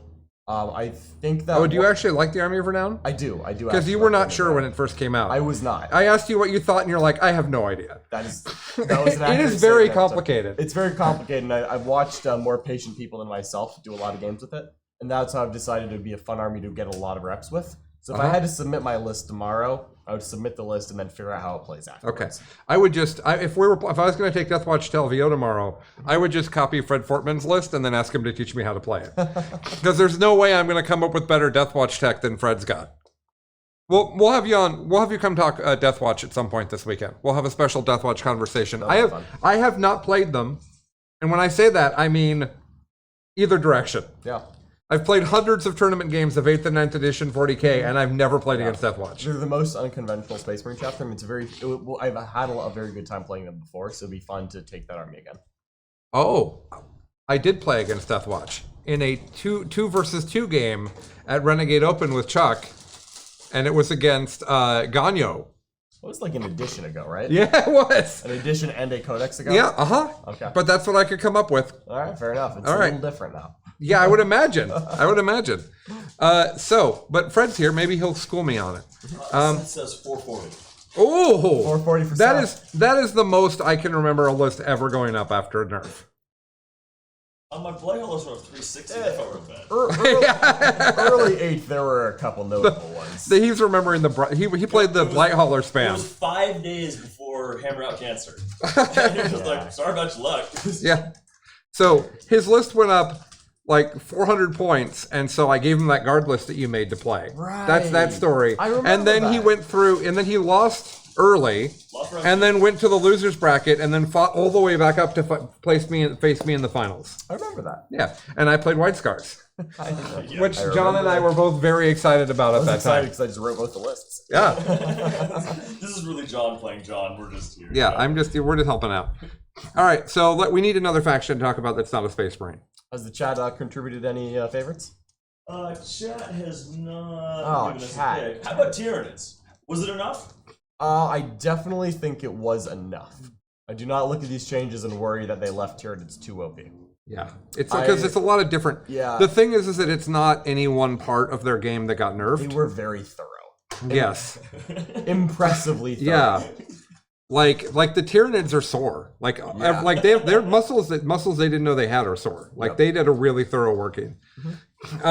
I think the point that you and Tyler were making, or Bartel were making earlier that I hadn't thought about is Tyranids also got nerfed really hard by the secondaries. Yeah. Tyranid secondaries are rough. And so, like, that's like an additional nerf because they already were going to be in a situation where they weren't going to be sure what secondaries to take. Yep. And it forces a play style, and predictable Tyranids are much easier to beat. Yeah. Yeah, because if we're back to what we were before, where we have to rush at you. Yeah, if people know that's coming, they can set up shop. Yeah, exactly. Because when the Hive Tyrant was yo-yoing and nothing else was in line of sight, you're like, oh. But that, okay, all this said, that book is still the most bonkers data sheets in the game. They're pretty solid, yeah. Yeah, and they're and The and points helped out a lot. But they're very but good. even with the points, a bunch of that stuff's still undercosted. Oh yeah. 30 points for a Pyrovore, or sorry, 40 points for a Pyrovore, fine. Yeah, still pretty solid Pyrovore right there. Yeah. I'm not worried about Tyranids dropping into obscurity. Not worried about that at all. I don't think that they went that hard on it. I think they're gonna fall very comfortably in that like 47 to 53% win rate. I would honestly guess they're gonna like fall bang on 50 after this. Oh, wow. Which would mean that they did a good job if that's where they fall. So Wow. So, what do you think will be winning for them? What do you think the list will look like? Will they still have the Flyrant? I don't think there will be at the list anymore. Okay. I think forces will be what a couple of the top players switch to. Okay. Because the fact that you can lose your synaptic imperatives so easily because if your opponent kills a model, you lose your entire monofaction bonus, means that Tyranid players will just adopt to get good secondaries and not have the monofaction bonus anyway. And adding in some Gene Circle really shores up the fact that you don't have secondaries in your book. Oh yeah, Acolyte's Deep Strike for free. Acolyte's Deep Strike for free. You spend 2 CP to get him in the list, but you don't spend any CP after that. Yeah, that's true. Gene Circle don't need any strats, relics, or warlord traits because they're all kind of bad. That actually sounds fun. That list sounds fun. Yeah, you could do a forces like Kraken list that also just has a couple of acolytes spooking around. Okay. Well, you know, the only guy that came to this tournament ready to play forces, I think, is Josh. I 100% believe that's true. Yeah. So, not that we don't have Gene Stealer Cult for everyone to use. I but- think you can make that adaptation pretty quickly. Yeah, I do own some Gene Stealer Cult, but I have weird gaps, but I don't have weird gaps that would matter. Yeah, no, I think you just need a Psyker and a couple acolytes, and then you go 2 CP deeper into the hole. What if is there any part of you that wants to play with both kinds of Gene Stealers? Yes, Pure Strain. Well, no, actually, no. I don't want to use Gene Stealers at all. Okay. I want to use Pure Strains though. Yes. It would be like a patrol of like a Psyker, 2 units of acolytes, 2 units of Pure Strains. Call it a day. Yeah, I like the one in the truck and then the one that runs forward on the first turn. Oh like, yeah, one truck. Yeah, one truck. I like trucks. All right, so that's the GSC portion, and then what's in the Tyranid portion? I think I would probably go with like just 2 Neurothropes, some Raveners. I love Neurothropes. I love Neurothropes. I love Raveners. I would actually take 2 Harpies with Barb Strangler still. Oh. Yeah, a Barb Strangler Harpy is only 5 points more than an old Beddome Harpy was. Okay. And it's worse, but it's not that much worse, honestly. You get 2 D3 more shots, and they're still a good profile. It's 8/2/2. Okay. So I would still take a Harpy, and it helps the engage plan a lot early turns. Strength 8, so we don't have that orc problem we were Strength 8, so talking don't about have that earlier. Ramshackle problem. Well, that's about to be met after it wins the bad RTT. Yeah, that's right. Yeah. Yeah, When exactly. they see Sean Nayden just beating people with the Gorkonauts, I'm gonna have to be ready. For I that. want Sean to win both tournaments with orcs. Because I think I'm the so world, eligible for one, so I don't say I want that to happen. but I think the internet would melt down, Sean. It would be pretty fun. The internet would melt down. Like you Yeah. already have a reputation for winning with BS that people don't think is good. Like that, this would be more than any Eldar BS you've ever won with. It should be pointed out, orcs have pointy ears. Yes, he's pointed it out many times now. I listen. Yeah. All right, so Captain USA over there in the corner. Chat would like to know about Necrons. Oh my God, so good. What if everything was just core? I'm kind of mad I sold my Necron army because I think Necron Gunline is now a very entertaining thing to put on stream. There's gonna be a lot of good Necron stuff now. Like the entire army got so much better. Yeah. The Necron arcing lot that just heals 2 wounds a turn now, Yeah. army wide, and has rerolls and +1s to hit. It's like, wow, that's The a Silent lot better King. than The before. Silent King can make everything reroll, right? Yeah, sure does. Oh, And he Jesus. does it for cheaper than before. He went down 20 points. Oh, of course he did. Yeah, Why wouldn't I mean, Necrons needed a points drop, so I won't complain about that. he? No, Whoa. well. Also, Necrons have been bad for so long that I would need them to be. They would need to be offensive for a while before I got mad. Yeah, Right? no, they would if need to be they're- in the 70% win rate, like where the real BS is. Yeah, if and they're- they'd have to be there for like months. Like, Yeah, if they're a top tier army for a little bit, I'm not mad. No. For Tyranid level or the Tyranid level, yeah, we don't want that. But I don't think they got that crazy. But they're really good. yeah. We'll see Necrons Their win a secondaries ton. are really good. I already think that Machinations one, where they can do it on all their objectives at the same time, I already thought that was great. And then they made the other one better, right, Chuck? Yeah, they're all. I think there's 3 very good Necron secondaries now. Yeah. Wow. What a world. as a side tangent, I love what they did with the secondaries, and I like Strangle being gone, To the Last being gone. I like all those changes, and I like it being harder to pick secondaries to get 45 points. I think that's great. Yeah. What I don't like is I still feel like there's pretty big imbalance between what each faction gets. Yes. And that already bothered me. And what I call that is the Oath of Moment frustration. Because Oath of Do you Moment... remember when that was a good secondary? Yeah, because Oath of Moment was so bonkers that every Marine player took it in every game for a year. And at that time, the Necron book came out, and they were all perceived to be bad. And like every book that came out, all the secondaries were perceived to be bad compared to that one. Yeah. It turns out, people Oath of also Moment said that was about bad. Drakari, though, and Heard the Prey was not bad. Yeah. Did you know that No one Necrons said also that, heard the prey? They do. I heard Yes, the Vermin is. But they're not as good at it. This is true. Yeah. It's that ability to kill every single model on your half the table. It's the every speed turn. difference, yeah. Interestingly, I don't know what happened to Drakari other than Heard the Prey got nerfed. Herd of Prey, I barely got nerfed, frankly, because you can now score at turn 1. It's worth less points every turn, but you can score at turn 1, which means it is a very small nerf. But both of their killing secondaries got better. If I'm being honest, I don't remember the exact verbiage on it. But I know that they have 2 different secondaries that involve stabbing people with knives, and they now get more points for stabbing people with knives.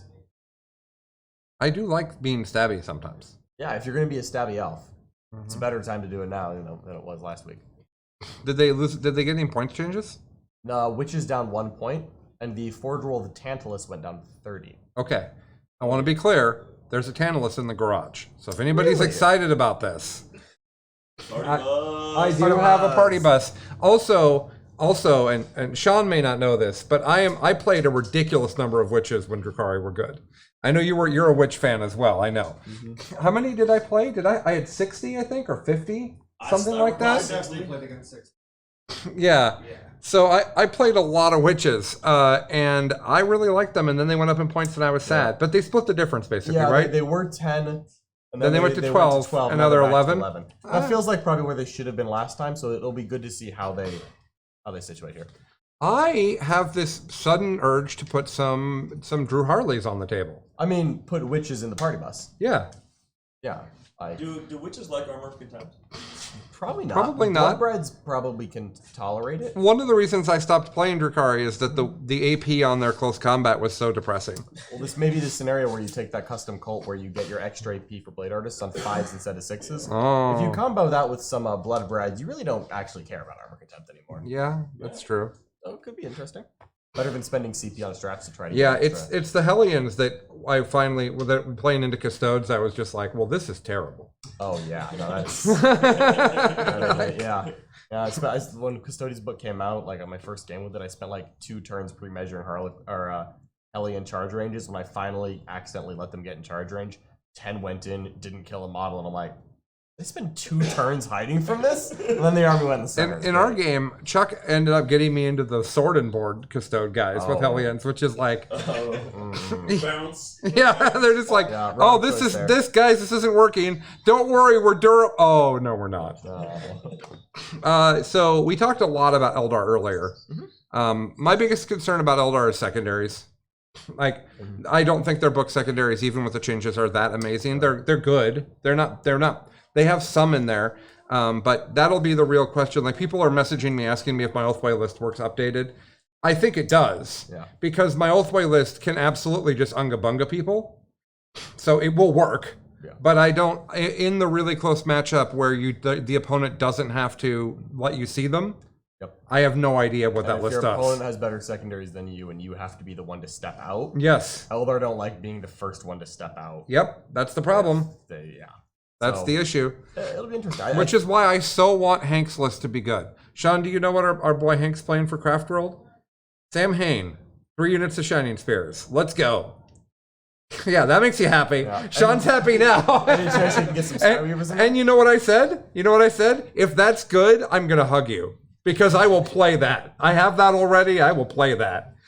So, he did take out one of the XR upgrades. I was really happy when he had all 3 of the Shining 3 Spear. squads and all 3 upgrades? Yeah. I guess one of them went up in points though. The 9-inch one went Yeah, up I think in it went points. up like 5. But And like, still I guess he found that insulting. So I guess. yeah. So okay, let's take a pause here and give some stuff away. We're giving away some Zangors. Ooh. Sean Nayden, I need a number between 1 and 238. 176. Okay. That's a good choice. That's going to be Dave Robson. Ooh. Dave is a Necron player, but maybe he wants some Zangors. Everyone needs more Zangors. Is that true, Chuck? I do not need more Zangors. How much? There was a time where Chuck took a giant box of Zangors back to the store. Yeah. I'm down to a mere 60. All right, John, it's time for the Art of War sub. Ooh, excellent. Pick Do a number. I get to pick the number for that? Yep. Between 1 and 236. Yep. I'm gonna reward some people. 236. Okay. Love it. That's Kumpi Jalumpi. Thank you and congratulations. I can't. Let's see. Art of War sub. Okay. And Kumpe, you can win other things as well. The Art of War is a bonus thing you're winning. Woo. Now we have Sisters of Battle to give away. Let's see. We'll have Tyler pick a number between 1 and 238. 3. Ooh, smart. Beginning, got the end. So we will. Someone named Det has won this. It says DET. Det. Congratulations to Det. Det. Thank you so much for your support, of course. No, there's too many good jokes. Okay, all right. I have a lot of debt. No. You think this pays back the debt? There's a lot that we can go with here, but I don't think debt is his actual name. So like, I don't feel like we're being mean. Like, I'm not going to make any jokes about Kumpe's name because that could just be his name. I don't know. There's a way to pronounce this name that is very inappropriate, and it also could be that that's what it is. I can't read the text, so I'll simply trust you on Okay. this one. All right, we gave some things away. Donate. We have lots more stuff to give away. Next up, we'll give away some more stuff from this pile. There's a Celestine in here? There's a Celestine. Yeah. Does anyone know what a gladiator does? That gladiator has been I through own- 3 charity hammers. That gladiator Oh. has been through 3 charity It hammers. is not. You know what? Been There through is Terry a Hammers since it Morgan came out. Ball. Oh, that's good. Marvin Ball. Yeah. I own 2 gladiators, so I know what they We've do. got some Admech. Yeah. They go down So, 15 points. so here's what we're gonna do. We don't have a prize for who donates the top donation. Last year we did. It was a Adam Abramowitz Team USA jersey. Oh. And there was questions about whether it should be worn first. I would prefer that. You want it to smell like Adam? It helps me sleep at night. All right then. So we don't have one for this year, but here's what I think we'll do. The objective markers are dope. You've Yes. played on them already. They're great, Yes, right? I love them. Yes. So we're going to take a set of objective markers, and everyone here will sign them. All of us. And those will go to the person that donates the largest donation. This is a nice little bonus of thank you. That's Yeah. a great one. That's exactly right. Currently, no, I don't think I should say what the largest donation is. I think it's more fun that way. I think it's more fun as a secret. Yeah, I think so too. Currently, someone named Dave is winning. Ooh, go Dave. Okay. Thank you, Dave. All right, we got another 30 minutes before we move on to the next round. This is why we have this, by the way, is so if the streams go short, because, Sean rolls What happens hard. when you invite Sean? You know? Yeah, because Sean always plays his games quickly, as we established earlier. Well, this just means that Tyrion's underpowered. My GTA Exactly. games will take a lot longer. Yeah, hopefully GW saw that game and they nerf Morganauts and Gorgonauts, Yeah. and they buff Termagants. Hopefully, I mean, that was the old Tyranids, that Tyranid list probably just went up in points. Yeah, it probably did. Did Went up 20 points because of Swarmlord. Yeah, Swarmlord went up 20 points. He didn't need that. He did not, but he did. God, he's poor Swarmlord. Sorry, they kind of called what we were about to switch to. They did get it pretty right, if I'm being honest. Okay. Like I did get the Swarmlord. And we're out supposed a to couple- pretend that you had nothing to do with this. No, because I would not have been playtesting Swarmlord for my own devious ends if I thought he was going to go up. I was like, oh, they're going to nerf the Hive Tyrant, but they're not going to nerf the Swarmlord. Let's start playing with him. I was wrong. Okay. Countless years of academy training wasted. Yeah. All right. You should have had a plan, generations in the making, that could have stopped that from happening. Well, now we're going to forces. Don't worry. Okay. We talked about bugs. We talked about elves. We didn't talk about harlequins. We did not talk about the clown elves. I already personally don't like the way that they play. So I've already stopped playing them even for fun. I kind of like disrespecting Harlequins by running straight at them and saying, what? like really loudly. Yeah, that makes sense to me. Yeah, it's like Their I always infantry enjoyed it. doesn't do anything. That was the thing, was I always charge them with Armor of Contempt and be like, you're not gonna do it fast enough, and Yeah. then just like hope that I'm right. It's very embarrassing when I'm wrong, but it usually works. Okay. Yeah. So, like we talked about earlier, I don't value the light change very much because I just don't. Having played a bunch of light Harlequins, I find that the trans hitman, as we call it. Yeah, it's just not. It's good, but it's not amazing. I've actually liked it quite a lot because a lot of people were bringing pluses to hit, and there's different times where ballistic skill 2 matters a lot. Sure. Like Tau commanders. Also, the stupid. Honestly, it helped a ton against Tau. Okay. Because Tau tried to not get within 18 of you, and you stopped worrying about their modifiers at a point because they're like, not only like. I just hide too much. That's all this is. Well, Harlequins can run them down, but yeah, that was back in the day. Yeah. But it being longer range is better. Yeah, definitely helps everyone else for getting up close. Yeah, for sure. So I'm happy with that change. I think that was a very good one. Okay, and then the other change for that, the only other change was the dark change. Yeah, light, dark, and then laughing dice. Oh yeah, oh god, the laughing dice change is brutal. But someone pointed out earlier that in a game where you don't get any CP, having 5 laughing dice is a huge advantage. Yeah, just 25 CP rolls a game. Yeah. Yeah, I'd rather have less than that. But I agree with you that it's too heavy-handed. Yeah, there's probably a middle ground somewhere. Yeah, probably. But as we've seen with Admic, they're willing to hit hard and just reel it back a little bit. Sure. So it's entirely possible that if Harlequins go from 60% win rate to 40% win rate, that maybe in 3 to 6 months they go to 2+ laughing dice instead of the old 3 or the current 0. And of course, if the last time Harlequins got nerfed, we're like, oh, they're bad now, and then they very much were not. So maybe they'll still be fine now, and we'll be wrong. Yeah.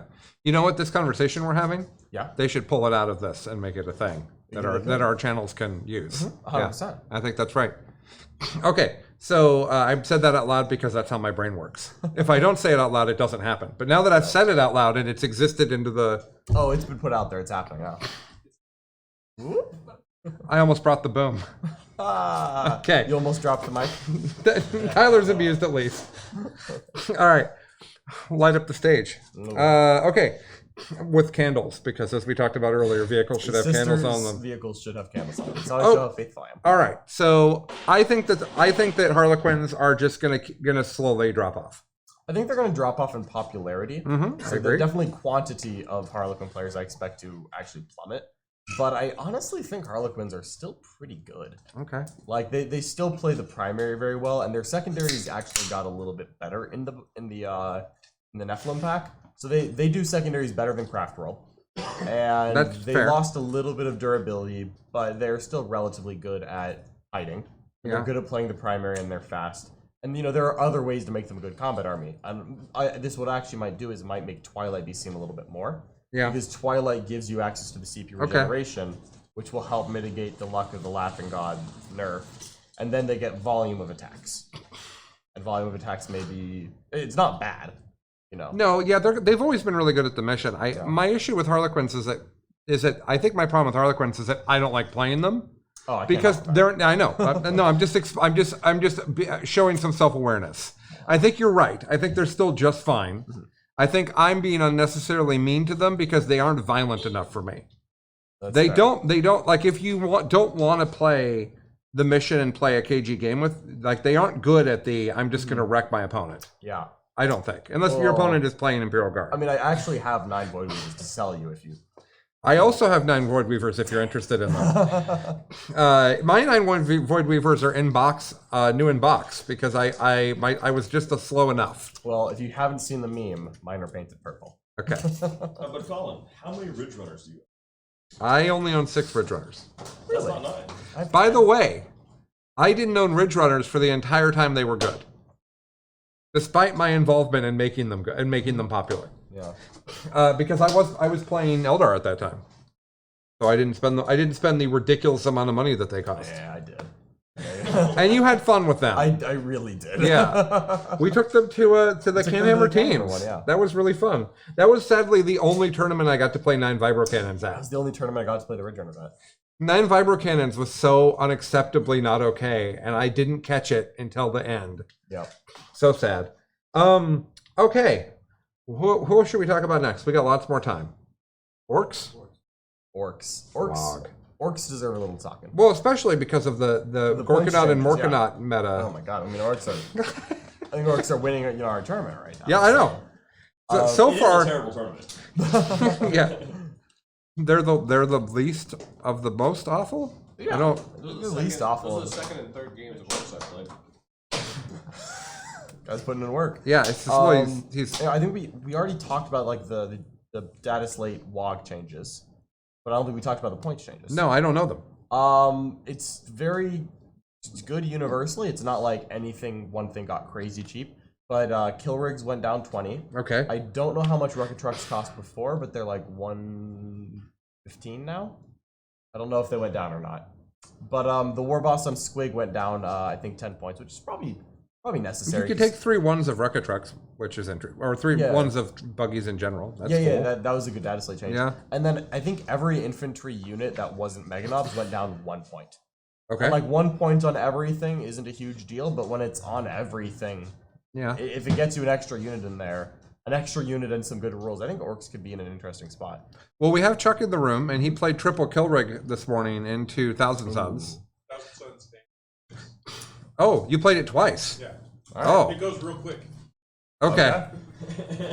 Chuck is giving the hand shot. The kill rig went down 20. I actually forgot to mention that. No, you said that. I did. Never mind. Yeah, so the kill rig, so Chuck said they still get in each other's way. They're still not quite durable enough. 2 kill rigs and 1 million infantry is probably the way.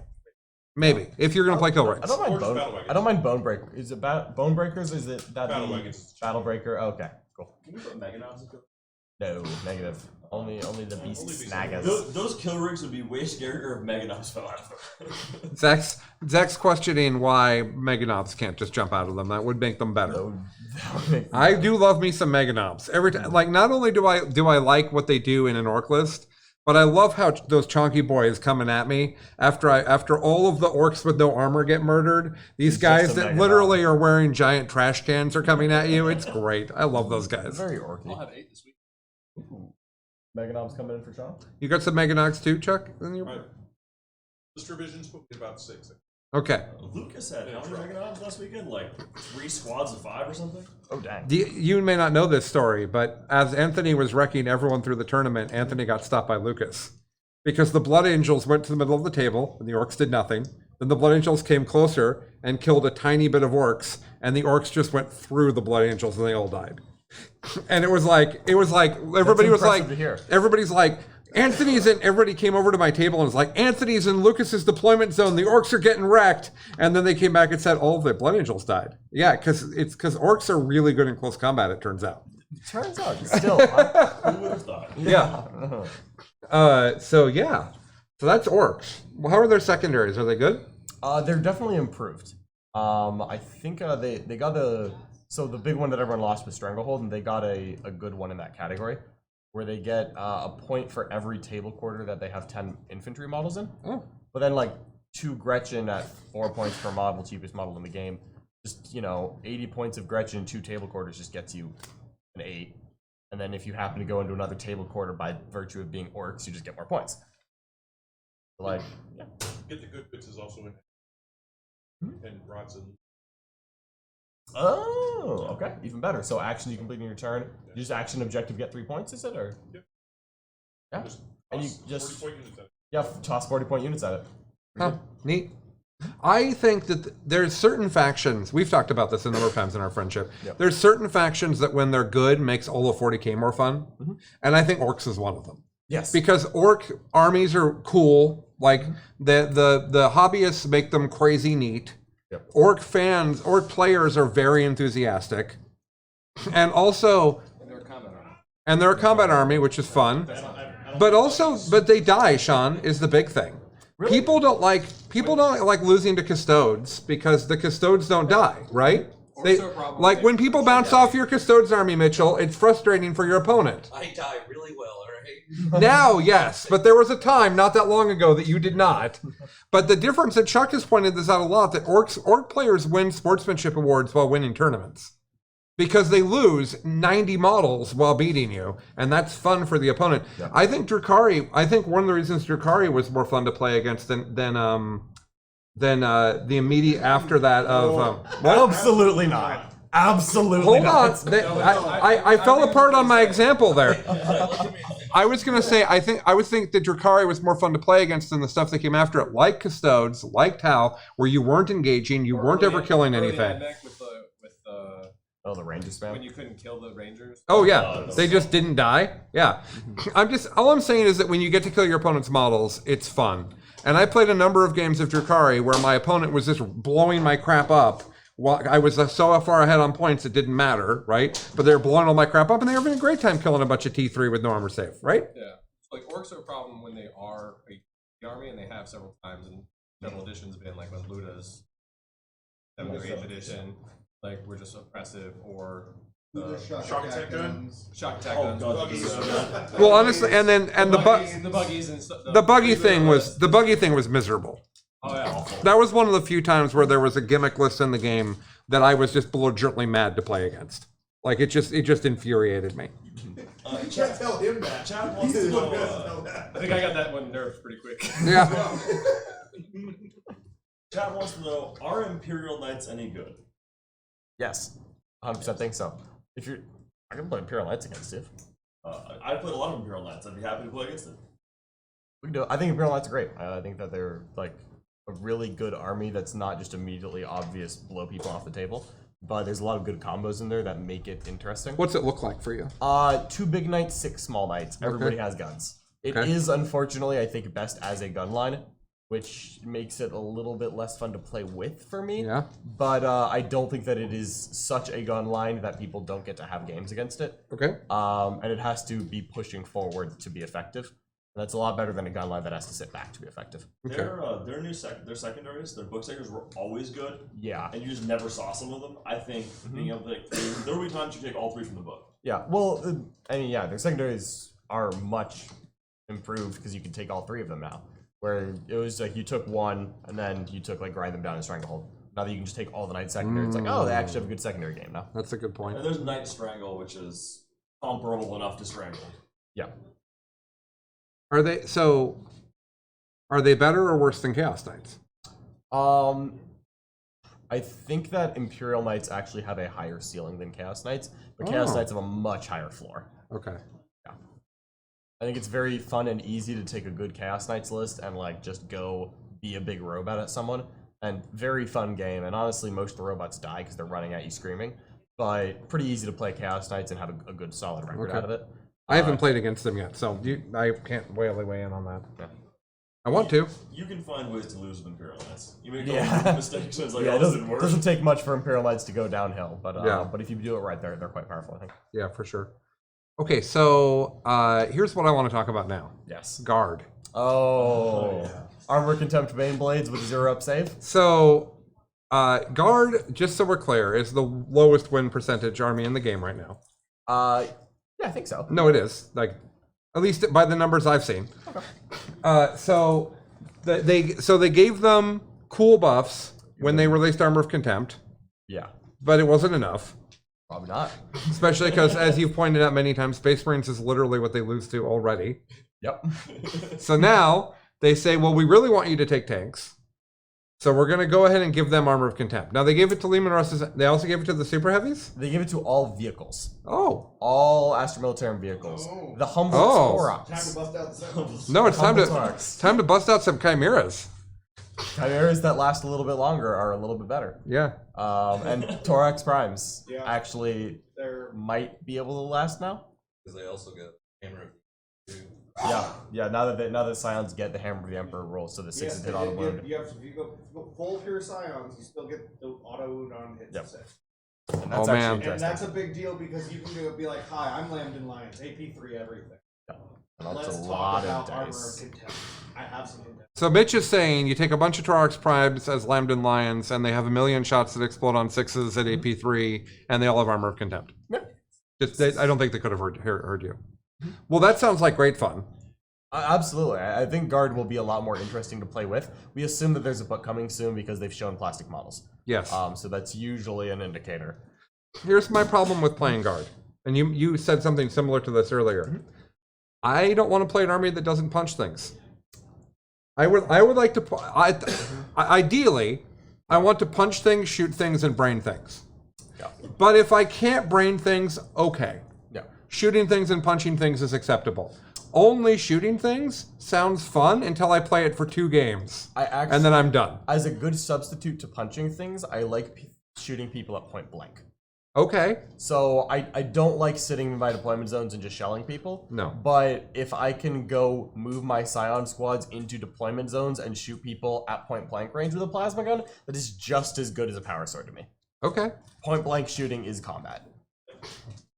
They don't get to punch you back, so there's also that. Exactly. Well, I mean, no one punches my Tyranids back either, so. Yeah. Well, they try. Punch you back with what? Yeah. All right. So, what do you think? Do you think Guard is going to get better? Yes, I think so, because this time around, the armies that got better around them aren't just direct hard counters. Now, they're probably doing fine into Guard, because let's be real about it. But it's not like they made Guard slightly better shooting while making the entire game more resilient to Guard shooting. That didn't really help. Right. So I think Guard will strictly get better. And you know what? Just once, I'm going to think about taking a Guard super heavy into Gene's Thor cult list. Okay. Because, like, it's got armor contempt and I have safe. a request. Yes. Will you please play Guard for one of your non-tournament games this weekend? 100%. We have Guard. Yeah, I will write a Guard list. I'm sure Mitch has at least one Thorax. No, it's my Guards here. I have Toraxes, okay. I have Lehman Thoraxes. You've got Thoraxes? Okay, I can get a Guard game down. I have 2 Toraxes. How long do I have till my next game? 15 minutes. Not going to write that list right now. But by the end of the weekend, 100% I'll put a Guard game in. In fact, we should probably talk about what's going to happen next year. So it's 6 o'clock, almost. Some of us are going to eat dinner, but not the people that are going to go play 40K. Oh yeah, no. We don't need to eat. No. No, we'll make it work. So the Bad RTT final is going to be on stream 1. That is the tall person table. What do you think of that tall person table? You like that? Oh, it's perfect. Should have gotten Brad out here for you. Brad non-embarrassingly stood on a stool to play at that table. He owned that. He said, "This is not my fault. This is your fault." All right. So I'm just going to update this, and that's going to be Sean Nayden playing against. Who's he playing against? Hank. Oh yes, that's right, the Eldar. We predicted that you will wreck him. Okay. That is our prediction. That was. I'm not on board with this. Okay, I have predicted that Hank will win. You have predicted that Sean will win. I have. Okay, great. My list is not. Yep. But either way, I win because I wrote that list. You did. Oh yeah, Sean's taking this one home. I didn't say the Orks would win. I said Sean would win. All right. So and then Sean's on stream 2, John's gonna play something into Zach, Thousand yeah. Suns. Okay.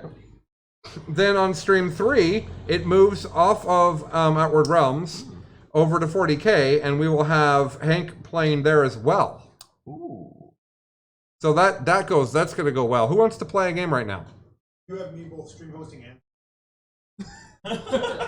which is fine. Ruh-roh. But I was going to be playing Hank, but now Hank's still There's a Mitchell. Yes. There's a Mitchell right here. Mitchell play.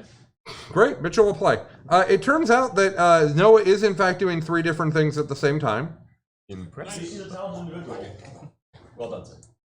Oh, no, Noah's doing 2 things and Hank's doing 2 things. Yeah. Fine. All right, so Noah, don't worry about stream hosting. Go play Mitchell. Yay! No, I have Knights in the car, the exact list you just described. And I'm going to change the name off of this. It's no longer New Eldar versus New Tau. Oh. It will be New Tau, though. Ooh. I'm excited to see New Tau. Our new town, like the old town, just less. Yes. Yes. Exactly.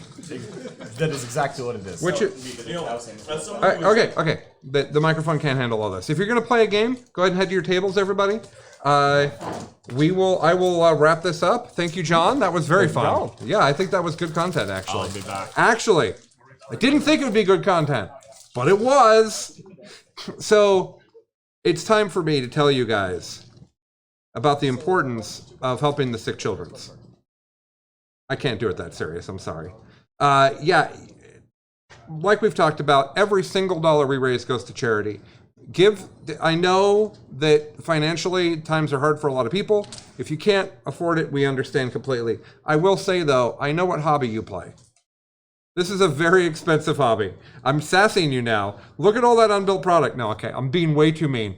Please help us out. We're trying to do a really good thing here. The people from Child's Play are very engaged. They absolutely love that we're doing this. I think tomorrow we're eating pizza from them, so that'll be good. All right. Do we have questions from the chat of any kind?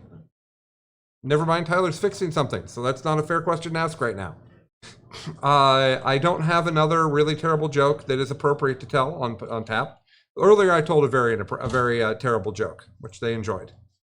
Chuck, come sit with me. What? Need a little help. I do need a little help. Ah, yes. Now I feel like I'm a completely normal-sized human. Yep. Yes, that's right. Nothing out of the ordinary here. Yeah, that's right. This is just, these chairs are actually very, very small. Very small chairs. They are very small chairs. Hey, look. Hello. It's the Boy King himself. It is. I just wanted to point out on Sean's behalf that his unprecedented success with Gorkanauts will lead to him to play 4 games in a row with the 9 p.m. to 12 a.m. stream. Okay. So if anyone happens to volunteer for that, I'm sure Sean would appreciate getting food and or something. Okay. That's quite the punishment. It is quite the punishment, and I believe he deserves it for what he did to poor Matt. Yeah. Actually, no, you deserved it. But just warning you about that now that because I talked to Sean said he'd prefer not to play 4 in a row if it can be avoided. Well, yes. Yeah. That is fair. Yeah. Tell him to play faster. And I think we should tell Alex McDougall to speed a little bit, and we can get him in here. You're already playing, Alex. 9? I know, but on the schedule. Oh, yeah, well. Okay. We'll do it again. You're no longer playing him at 9 o'clock. You'll play someone else. It might be me. Okay. I'll have to decide if I'm in the mood for that. I might not be. But no, but it's not Charity Hammer if I don't wreck John at some point. Yeah. Well, you should do so. Should I play this orc list? All right. Which one? It's one that Sean's winning so much with. No. No, you should not. If you told me the Gorkanauts and Morkanauts are good, I would be excited. Now No one's going to tell you that. You played a tournament list with them, though. Did I? Yeah. Remember the one with planes and the Gorkanaut, and we took it to that RTT in Tacoma? Wow, I do not. You come on now. I do not remember. You played against. You know who I played against? I don't even remember having the army. No, the game that was the most frustrating was you played against Drakari and all of his venoms flew around the table and hid behind all the walls, and you couldn't see him with your. That's frustrating. Yeah, you had all vehicles. You were. It was yes. All right. It was freebooters. Oh yes, I do remember those days. That was a very, very short period of time. You thought it was going to be really fun, and it was really incredibly fun against bad players. I learned a really important thing from that army. Okay. I do not like it when my army tells me what I want to engage with. And freebooters are saying, hey, make sure you kill something small, and then you'll get your benefits, and then you can use benefits across the board. And I don't like that. Because if I don't want to engage the smaller thing, I learned that about myself. That's what freebooters taught me. Okay. Now that must be why I have those models painted that he's using right now. Yeah. I was like, I do have them. Here you go. Well, that's why when Seth said he couldn't make it, that's why I said to you, I think you have most of this. And you said, I really don't. Those things haven't been good, and I was confused. Oh, there's like another Gorkanaut, a couple of Mecha Dreads. There's all kinds of things I didn't have. So. Okay, fair enough. I had Chaos models that were the same size. So are you a Chaos player or are you an Orc player? Definitely a Chaos player. Okay. And also an Orc player. Okay, but can you pick one? If you could only have one army? I think the best explanation I've ever heard is I am definitely in a happy, healthy relationship with Orcs where we go out sometimes and it's wonderful and we really enjoy each other. Okay. And then I'm in this very desperate and evil relationship with Chaos, but we can't break up. Okay. But those both continue on. Why can't you break up? It's just, who would I be without Chaos there? Okay. How many Orc tattoos do you have? None. How many Chaos tattoos do you have? None. How many Imperium tattoos do I have? Yeah. 1. That's weird. Yeah. Okay. I started with Space Wolves, got the tattoo. Got tired of being the bully who picked on nerds, so. Yeah, fair enough. So you're gonna try to take some Orcs tomorrow. Yeah. And you don't know what? I think I do. Okay, let's talk about it. All right, let's run through the list. I'm going to have Gaz. Okay. He's going to be in a Supreme Command, and then I will bring a Goth battalion. In that battalion, I will have a Beast Boss. He'll have a Head Wappa Skill Choppa, and the Brutal but Cunning, which makes him theoretically have good outfit. So far, I have missed every 4-inch charge with him. Completely different than Cunning, but brutal. Oh yeah, no, that's a whole different. We don't even get into that. Okay. Different warlord trait. I think hilariously, I start with 4 CP. Okay. I also have a weird boy. That's more than some earlier Most orc people, lists that you yes. started with. I was actually having trouble spending my CP Okay. in that last game. All right. The weird boy, he's there for Fist of Gork to give my characters +2 attacks, right? And then I have 3 squads of Beast Naga boys and 2 squads of Grots now. Ooh. The Grots are there to help me get the good bits and to help me. I forget the table quarter one, where I can get. So I have some good secondary play. After that, I have three mans of Wighog Raiders. Okay. And then I have. I basically Orks. love those. Yeah. Yeah. They're wonderful. Yeah. They're cheap and they are very powerful for what they do. Mm-hmm. So then I have 3 kill rigs on top of that. Oh, you are going to go 3 kill rings? Yeah. Okay. And then beyond that, I have a truck and 6 truck boy meganoms. I think with the just that forward reach is really going to help with where the list currently is. Like I can rumble pretty well in the middle, but I need to be able to get around and attack and interact with what their second wave is going to be. Okay. Or I get hit too hard that second time. So I think they're going to be a pretty interesting Okay. to the whole thing's success. All right. Great. All I got to do is find a truck. I'm good to go. Do you know who you're playing first? I do not. Steve Trimble. Steve Trimble. Well, we just played a game. Didn't go well for me. I will try to have learned from that. Okay. He has Tyranids. Yeah. Are they updated? Yeah. Okay. I just played against, I think it was 28 Tyrannid Warriors. Okay. I killed a lot of them. Not 28 of them, but, 15 or so out. An insufficient number of them. Yep. Okay. Cool. All right. So, what is your name? No, that's something else. What is your quest? What do you think's going to happen in this 6 Phoenix Lords and Wraithblades and some Dark Reapers into those Orc vehicles? I think the Orc vehicles have it. I've Okay. played a couple of games where you have ramshackle vehicles into people who just always minus off the ramshackles, and it is always gross. Okay. Buggies are one thing, but when you get into like Morkanot, Gorkanot, and the dreads and stuff, it's not acceptable that you can't take them down quickly. Okay. And he actually has quite a bit of beef, and all of that stuff punches. I don't understand why people are not beating that list on the mission. It doesn't play missions. It doesn't do that. It just kills you. What I've seen from the worst list is a lot of people focused on making sure that the list they built gave up a lot of secondaries. So if you can just pick, I'm gonna kill you, and come running at you. Yeah. That's that. All right, that's fair. All right. Do you think that John will win with Imperial Knights versus Axe Thousand Sons? I do think so, and that makes me sad. I think that he will because he's John Lennon. Mhm. I think that is a multiplier of effectiveness on the Imperial Knight Army. Pretty good. Yeah, But I also I would like to be John Lennon. No, I'm actually fine being me. I think it's also difficult for Thousand Sons to take that many knights out. If he rushes you, it's very difficult, a lot of pressure. Oh, okay. But our new build has a lot of mortal wounds in it, so there's a flex there. Okay. Now I don't know anything about what happens when Custodes and Tau fight each other. Neither do I. Okay. But we don't even have any experts here. We got No, nothing. we got a Tyranid player. We got an Eldar player. I suspect. What do you think, Tyler Bortel? Is Mitchell Hunter's Custodes or Noah's Tau going to win? This is like an actual. Well, Yeah. I know that with they're playing new points and stuff. Yeah. With the changes, Plasma is really on the decline, and that was the main weapon that made Custodius really upset. I know that Noah has moved away from that into like double burst Sib. He's got to get right in Mitchell's face and hope that he fails saves. I think Mitchell might have the edge on that one. So Okay. So Tyler said that effectively Plasma is what was so good from Tau into Custodes, and Plasma is the main thing that got nerfed. And so he's taking guns that are much shorter range. He's going to have to get up close to the Custodes. Tau does not want to be close to the Custodes. I worked with Noah a little bit ago, and we backed him off that slightly. Oh, okay. He's halved the amount of plasma in his army. Okay. So he's still like Rounded up or rounded down? Normally GW specifies. No, it's just straight up path. Okay. Basically, every crisis suit has a airburst, a Sib, and a plasma on it. Okay. So I think he has an AP problem. He doesn't have enough AP2 to really push those 4-up saves. Okay. But he is going to make him take a lot of 3-ups and do multiple damage with each of them. So. Okay. All right. I actually think that Mitchell has the upper hand here. So guys, if we're not being clear enough, new rules are happening right now. This is where they're starting. Yep.